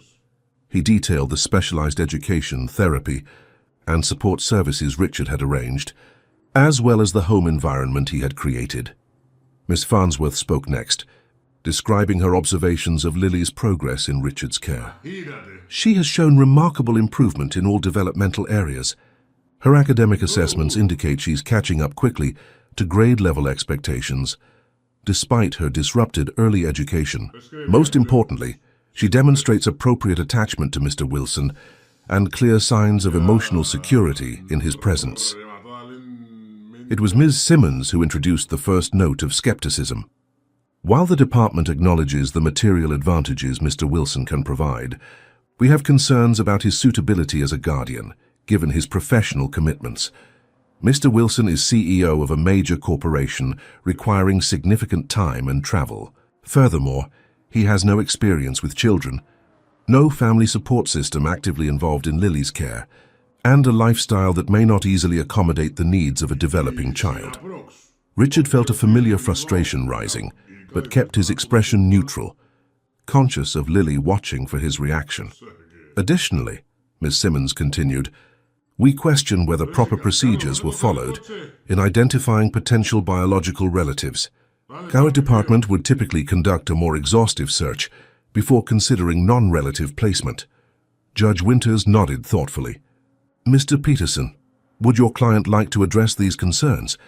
Richard leaned forward, speaking with the measured conviction that had served him well in boardrooms and investor meetings. Your Honor, regarding my professional commitments, I've restructured my work schedule significantly over the past 6 months. I no longer travel internationally without Lily accompanying me. I'm home each day by 5 p.m., and I've delegated operational responsibilities to allow me to be fully present for her. He continued, as for experience, you're right. I had none before Lily came into my life. But I've compensated through education, parenting classes, trauma-informed care training, regular consultations with child development specialists. I'm not trying to do this alone. I've built a support network specifically for Lily's needs. The judge made notes, then addressed Ms. Simmons. Regarding the search for biological relatives, has your department conducted its own investigation? We have, Your Honor. We found no verifiable living relatives on the maternal side. The paternity remains unknown despite database searches. Judge Winters turned to Lily, who had been listening with the intense focus children often bring to adult conversations about their fate. Lily, I'd like to speak with you privately for a few minutes. Would that be all right? Lily glanced at Richard, who gave her an encouraging nod. Can I bring Mr. Rabbit? She asked, raising her stuffed animal slightly. A hint of a smile softened the judge's stern features. Mr. Rabbit is definitely welcome. The adults were asked to wait outside while Judge Winters spoke with Lily alone. In the corridor, Richard paced nervously while Alan attempted reassurance. Judge Winters has a reputation for fairness, the attorney said. She'll see how much progress Lily has made in your care. Richard was about to respond when the elevator doors at the end of the corridor opened, revealing Thomas Wilson. Richard stiffened immediately. What are you doing here? He demanded as his brother approached. Supporting you, Thomas replied, though his tone lacked conviction. How's it going? As if you care, Richard said coldly. After what you did, Thomas cut him off. I didn't leak those documents, Richard. I may have had concerns about this situation, but I would never expose a child to that kind of publicity. Then who did? Richard challenged. The information came from somewhere, and a remarkably small circle had access. Before Thomas could answer, the chamber doors opened, and the court officer summoned them back inside. Lily was seated where they had left her. Mr. Rabbit clutched tightly to her chest, her expression unreadable. Judge Winters waited until everyone was settled before speaking. I've reviewed all the documentation thoroughly, heard from each representative, and most importantly, spoken with Lily herself. She looked directly at Richard. Mr. Wilson, your petition presents unusual circumstances. You have no prior connection to this child, beyond the extraordinary incident that brought you together. You have no parenting experience, and your professional life is demanding by any standard. Richard felt his heart sink as the judge enumerated these points against him. However, she continued, What you lack in traditional qualifications, you have compensated for with dedication, resources, and genuine commitment to Lily's well-being. The Guardian ad litem reports significant positive development in Lily's emotional and physical health. The department, while raising valid concerns, has not identified viable alternatives that would better serve her interests. The judge shuffled her papers, then looked up again. There is also the matter of Lily's wishes, which I am bound to consider given her age and apparent maturity. She has expressed a clear desire to remain with you. Mr. Wilson, she describes feeling safe and seen in your care, words that carry significant weight from a child with her history. Hope began to rise in Richard's chest. Therefore, I am granting your petition for permanent guardianship of Lily Morgan, subject to quarterly home visits by Ms. Farnsworth for the first year and continued therapeutic support for Lily, as recommended by her care team. Relief washed over Richard so powerfully that he momentarily closed his eyes, steadying himself with a deep breath. When he opened them, he found Lily looking at him with a tentative smile that asked a question she was afraid to voice. "It's official," he told her softly. "You're staying with me." The smile that bloomed across her face was like sunrise breaking through clouds, radiant and full of promise. Judge Winters wasn't quite finished, however. "Mr. Wilson, a final word. This child has experienced significant trauma and loss in her young life. She has demonstrated remarkable resilience, but her healing journey is ongoing. Your commitment today must be unwavering, regardless of corporate pressures, personal challenges, or public opinion. Do you understand the gravity of the responsibility you're accepting?" "I do, Your Honor," Richard replied with complete conviction. "Completely and without reservation." Judge Winters nodded, satisfied. "Then I wish you both the very best. This court is adjourned." As they exited the chambers, Lily slipped her small hand into Richard's, a gesture of trust that moved him more deeply than any corporate achievement ever had. They walked past Thomas without stopping, though Richard acknowledged his brother's presence with a curt nod. Outside the courthouse, a small group of reporters had gathered, alerted to the hearing's significance. Richard had prepared for this, arranging for his car to be waiting at a private entrance, but the main doors were closer, and he was reluctant to make Lily walk the longer route. As they emerged, camera flashes erupted, and journalists called out questions. "Mr. Wilson, how does it feel to be granted guardianship? Lily, are you happy to stay with Mr. Wilson?" Richard placed a protective arm around Lily's shoulders, guiding her toward the waiting car, neither of them responding to the barrage of inquiries. Just as they were about to reach the vehicle, a man stepped forward from the crowd, a face Richard recognized with shock. "Mr. Wilson," said James Morrison, the former security chief who had participated in his kidnapping and was now serving his sentence under house arrest as part of his plea deal. "A word, please." Richard instinctively pulled Lily closer. "You shouldn't be here, James." Lily, recognizing the man from that terrifying night, pressed against Richard's side. "I'm not here to cause trouble," James said quickly, his voice low. "I'm here to apologize to both of you." He glanced at Lily, genuine remorse in his eyes. "I threatened you that night. Told you no one would believe you, that no one would miss you. I was wrong." "I'm sorry." Lily stared at him silently, neither accepting nor rejecting the apology. "My court-mandated therapy is working, I think," James continued with a self-deprecating smile. "I've been following your story, the shelters, the guardianship. You're doing good things, Mr. Wilson.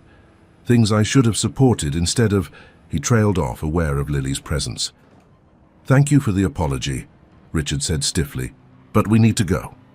James nodded, stepping back. "Of course. Just wanted you to know she proved me wrong that night. Proved a lot of people wrong. That kind of courage. It deserves to be recognized." As they drove away from the courthouse, Lily remained quieter than usual, processing the encounter and the significance of the day's events. "Are you okay?" Richard asked gently. She nodded, then asked, "Is he still a bad man? The one who held you in the building?" Richard considered his answer carefully. He did something very wrong. He's being punished for it. But people are complicated, Lily. Sometimes they do bad things but still have good inside them. Sometimes they can change. "Like my mom?" Lily asked softly. "She did bad things too." Your mom loved you, Richard said with certainty. She was sick and couldn't take care of you the way she wanted to. That's different from choosing to hurt someone. Lily absorbed this, then changed the subject with the natural resilience of childhood. Since the judge said I can stay with you forever, does that mean I can paint my room purple like I wanted? Richard laughed, grateful for the shift to lighter concerns. I think that can be arranged. We'll pick up paint samples tomorrow. That evening, after Lily had gone to bed, Richard sat in his home office reviewing documents for an upcoming board meeting. A soft knock at the door interrupted his concentration. He looked up to find Lily standing in the doorway in her pajamas, Mr. Rabbit tucked under one arm. "Can't sleep?" he asked, setting aside his tablet. She shook her head, padding across the room to stand beside his chair. "I was thinking about something." "What's that?" "The judge called you my guardian, but—" She hesitated, gathering courage. "What am I supposed to call you now?" The question caught Richard unprepared.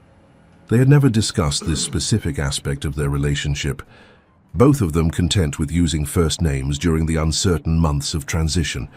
"Well," he said carefully, "you can keep calling me Richard if that feels right to you, or—" He paused, not wanting to pressure her. "If someday you wanted to call me something else, that would be okay too." Lily nodded thoughtfully. "I don't remember my real dad. I don't think I ever met him." "I know," Richard acknowledged. "So I don't really know what dads are supposed to be like," she continued, her analytical mind working through the problem. "But I think maybe they're supposed to keep you safe and help you learn things and make sure you have what you need." "That sounds about right," Richard agreed, a lump forming in his throat.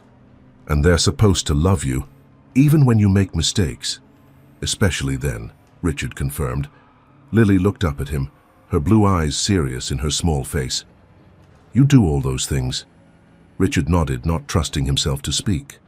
"So maybe," Lily said, the words coming slowly as she tested them, "I could call you Dad. Not right away, but maybe soon when I'm used to the idea." Richard blinked back unexpected tears.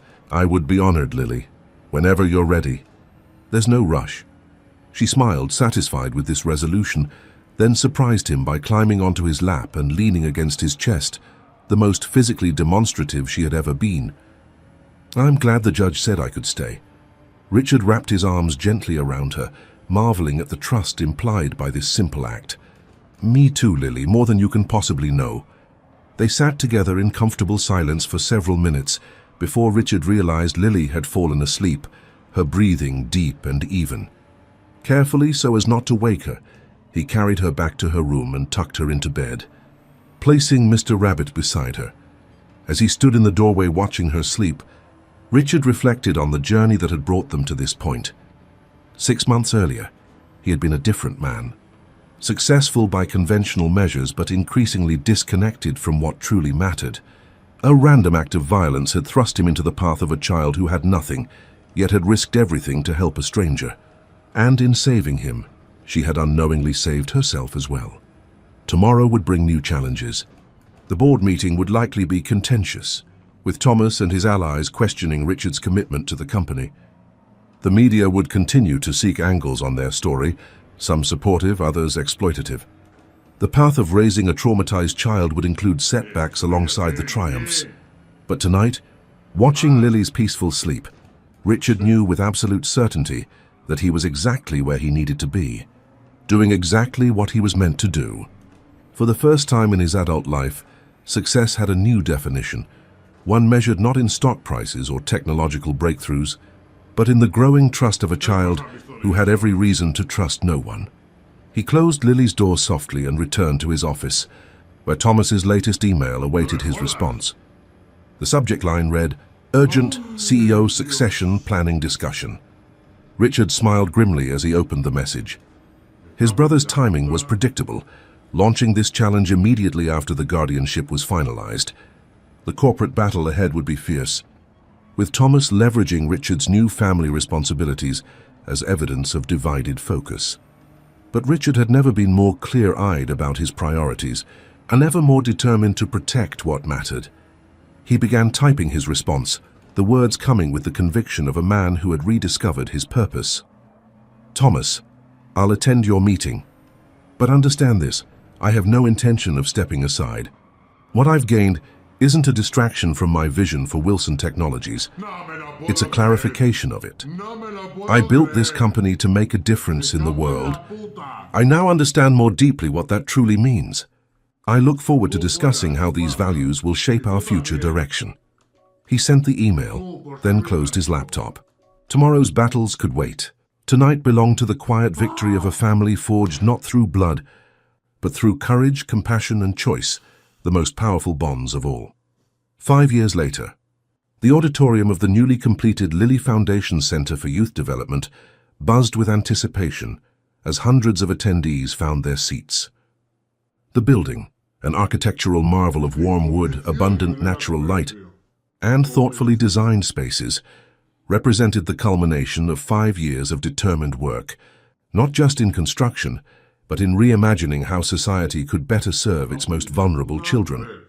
Backstage, 12-year-old Lily Wilson adjusted her navy blue blazer and checked her note cards one final time. Her blonde hair, now worn in a stylish bob, framed a face that had retained its seriousness, but lost the wariness that had once been its defining characteristic. In 5 years, she had grown from a malnourished street child into a confident, academically gifted preteen with a passion for social justice that both impressed and occasionally challenged her father. "Nervous?" Richard asked, approaching with 2 bottles of water. Lily accepted one with a smile. "A little. There are a lot of people out there." "You've spoken to crowds before," he reminded her. "Not this many, and not for something this important." Richard nodded in understanding. The grand opening of the Foundation's headquarters was indeed significant, not just as a building, but as the hub of a nationwide network of youth shelters, educational programs, and advocacy initiatives that had already changed thousands of lives. "Remember," he said gently, "you don't have to do this. I can handle the speech alone if you'd prefer." Lily shook her head firmly. "No, this started with us. It should be both of us today." The confidence in her voice filled Richard with pride. 5 years of stability, therapy, education, and unconditional love had worked wonders, though the journey hadn't always been smooth. There had been nightmares, trust issues, occasional regressions, and the inevitable challenges of adapting to school and social relationships after years of isolation. But through it all, Lily's fundamental resilience had amazed everyone around her. The adoption had been finalized 3 years earlier, making official what had already been true in their hearts. Lily had chosen to take the Wilson name, a decision she had made with characteristic thoughtfulness. "Morgan was my mom's name," she had explained to Richard. "I'll always remember her. But Wilson is my future." A stage manager approached, clipboard in hand. "5 minutes, Mr. Wilson." Richard thanked her, then turned back to Lily. "Ready for this?" "As ready as I'll ever be," she replied with a small grin. "Dad." The term still brought a rush of emotion, even after years of regular use. In some ways, their relationship had developed like any other parent-child bond, filled with homework help, driving to after-school activities, negotiations about screen time, and the 1,000 daily interactions that form a family. In other ways, it remained unique, shaped by their extraordinary beginning and the challenges they had overcome together. When their names were announced, they walked onto the stage side by side, greeted by enthusiastic applause. Richard recognized many faces in the crowd: business leaders, politicians, celebrities, and philanthropists who had supported the Foundation's work. But more meaningful to him were the less famous attendees: shelter directors, social workers, educators, and most importantly, children and families whose lives had been touched by the Foundation's programs. Richard approached the podium first, adjusting the microphone before speaking. 5 years ago, my life changed in ways I could never have imagined, he began. Many of you know the basic story: how I was kidnapped by former colleagues, how a homeless 7-year-old girl risked her safety to alert authorities, and how that brave act led not only to my rescue, but to the creation of the Lily House shelters. He paused, his gaze sweeping across the attentive audience. What you may not know is how profoundly that experience transformed my understanding of privilege, responsibility, and human potential. Before meeting Lily, I believed my greatest contribution to society was through technology, creating products and services that improved efficiency, connectivity, and convenience. I still believe in that work, but I now understand that true impact isn't measured in market share or stock prices, but in human lives improved, potential unlocked, and futures reclaimed. Richard gestured to the building around them. This center represents a new approach to supporting vulnerable youth, one that respects their agency, addresses their trauma, and provides pathways to stability without forcing them into systems that have historically failed them. In the 5 years since opening our first shelter, we've served over 12,000 children across 18 cities.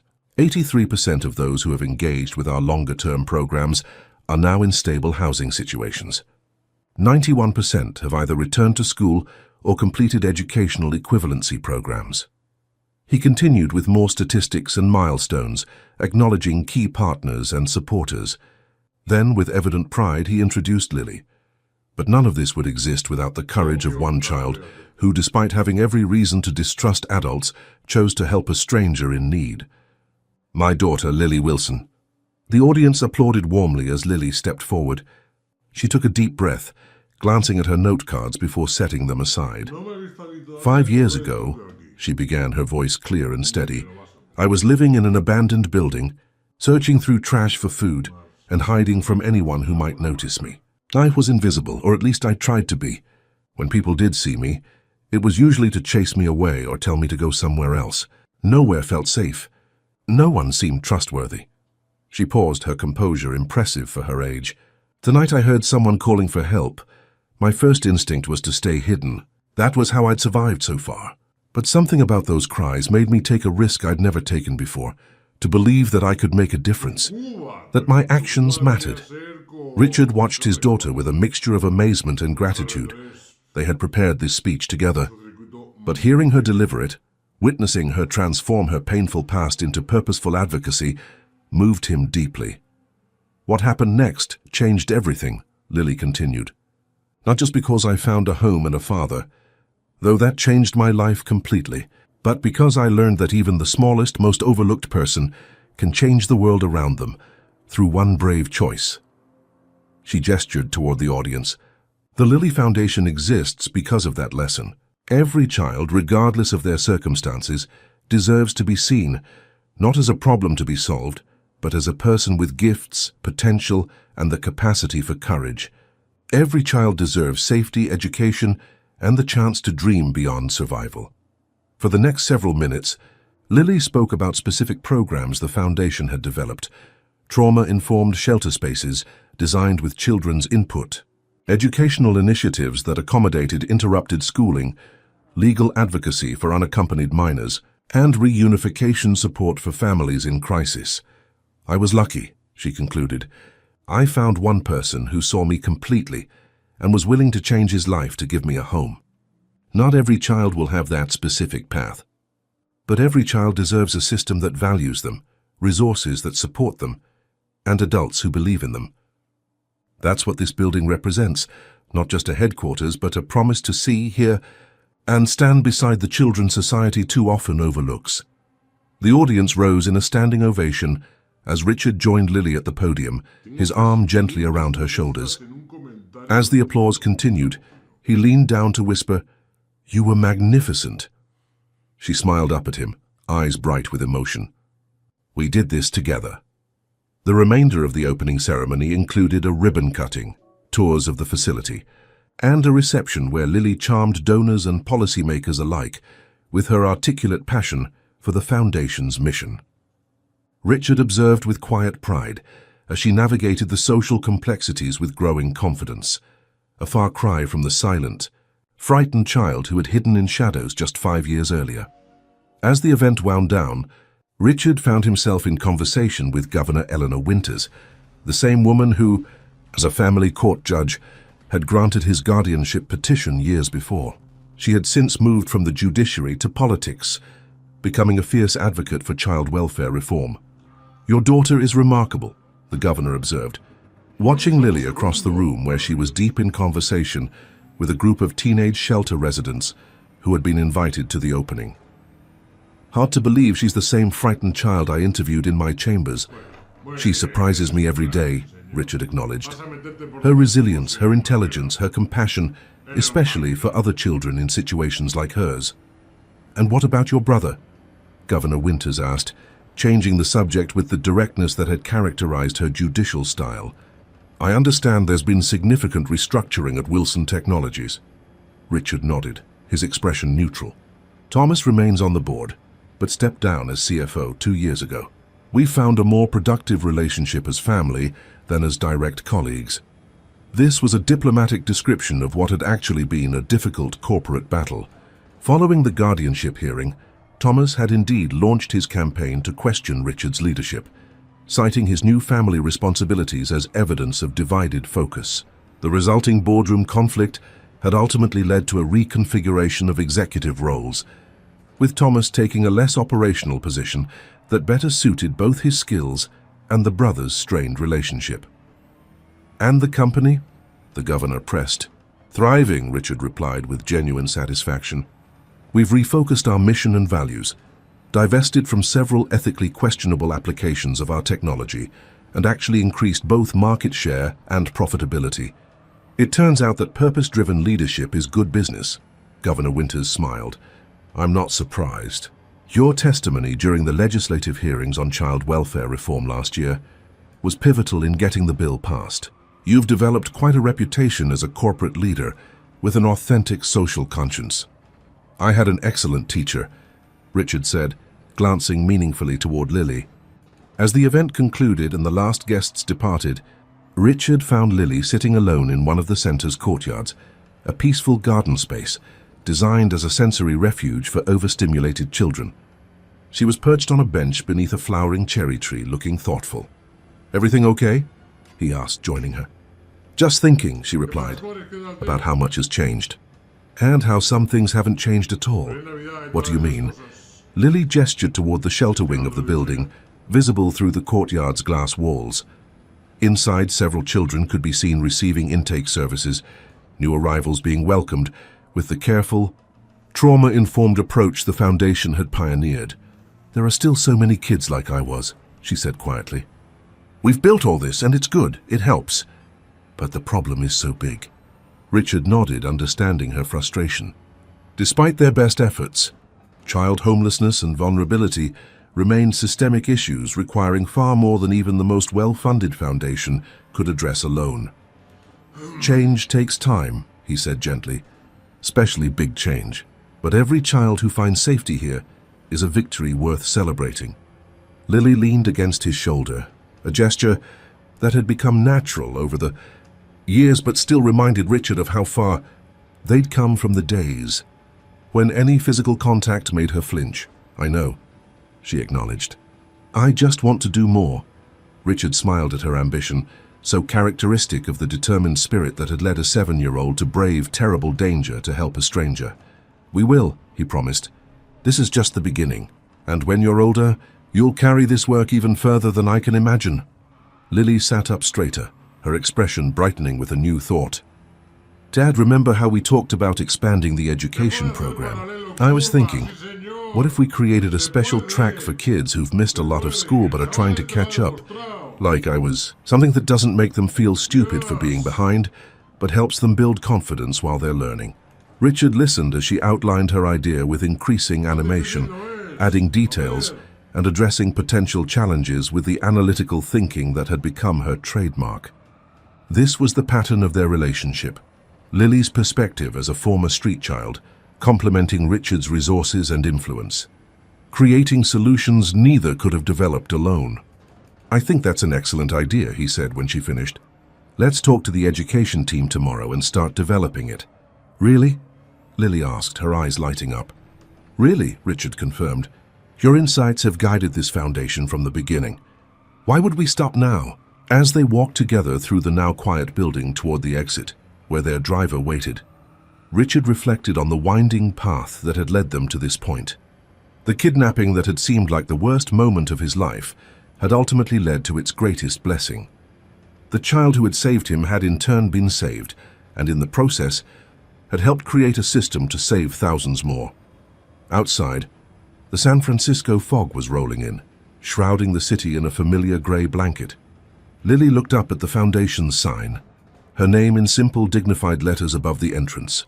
"Do you ever wonder what would have happened if I hadn't been in that building that night?" Xiaoxi asked suddenly. "If I hadn't heard you, or if I'd been too scared to get help?" Richard considered the question seriously. "Sometimes.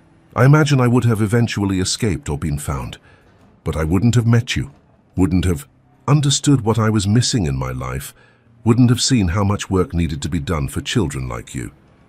"So in a weird way," Lily mused, "those bad men kidnapping you ended up doing a lot of good." Richard laughed at her pragmatic assessment. "I wouldn't give them that much credit. But yes, something valuable came from that terrible experience. That's often how life works. Our darkest moments can lead to unexpected light." As they settled into the car for the drive home, Lily yawned, the day's excitement finally catching up with her. "I think the opening was a success," she said sleepily. "A tremendous success," Richard agreed. "You should be very proud."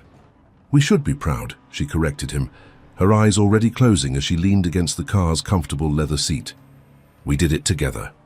Richard watched as she drifted towards sleep, this extraordinary child who had become his daughter, his purpose, his most profound legacy. Their story had begun with a cry for help in the darkness, his voice her courage. It had continued through challenges and triumphs, healing and growth, building not just a family, but a movement that was changing lives across the country. And it was still being written, each day bringing new opportunities to extend the circle of impact outward. From one desperate night in an abandoned building to a nationwide foundation, from a homeless child and a kidnapped executive to a family bound by something stronger than blood, their journey had come full circle, transforming not just their own lives, but countless others along the way. As the car navigated the familiar route home through the foggy San Francisco streets, Richard thought about the path ahead. Lily would continue to grow, bringing her unique perspective and fierce determination to whatever challenges she chose to tackle. The foundation would expand its reach, refining its methods based on research and results. And he would continue to balance his corporate responsibilities with his deepest commitment, being the father this remarkable child deserved. In the end, the greatest lesson of their shared journey was perhaps the simplest, that transformation begins with seeing, truly seeing another human being in their moment of vulnerability. Richard had been seen by Lily when he was at his most helpless. She had been seen by him when she was at her most invisible. And from that mutual recognition had sprung a bond that had changed not just their lives, but the world around them. As Lily slept peacefully beside him, Richard whispered a promise he had first made 5 years earlier and renewed each day since. "I see you. I'm here always." And in the quiet of the car, surrounded by the fog that wrapped the city in its gentle embrace, that promise felt like the most valuable thing he had ever created. More lasting than any technology, more meaningful than any business success, more transformative than anything he had imagined possible before a brave child had shown him what courage truly meant.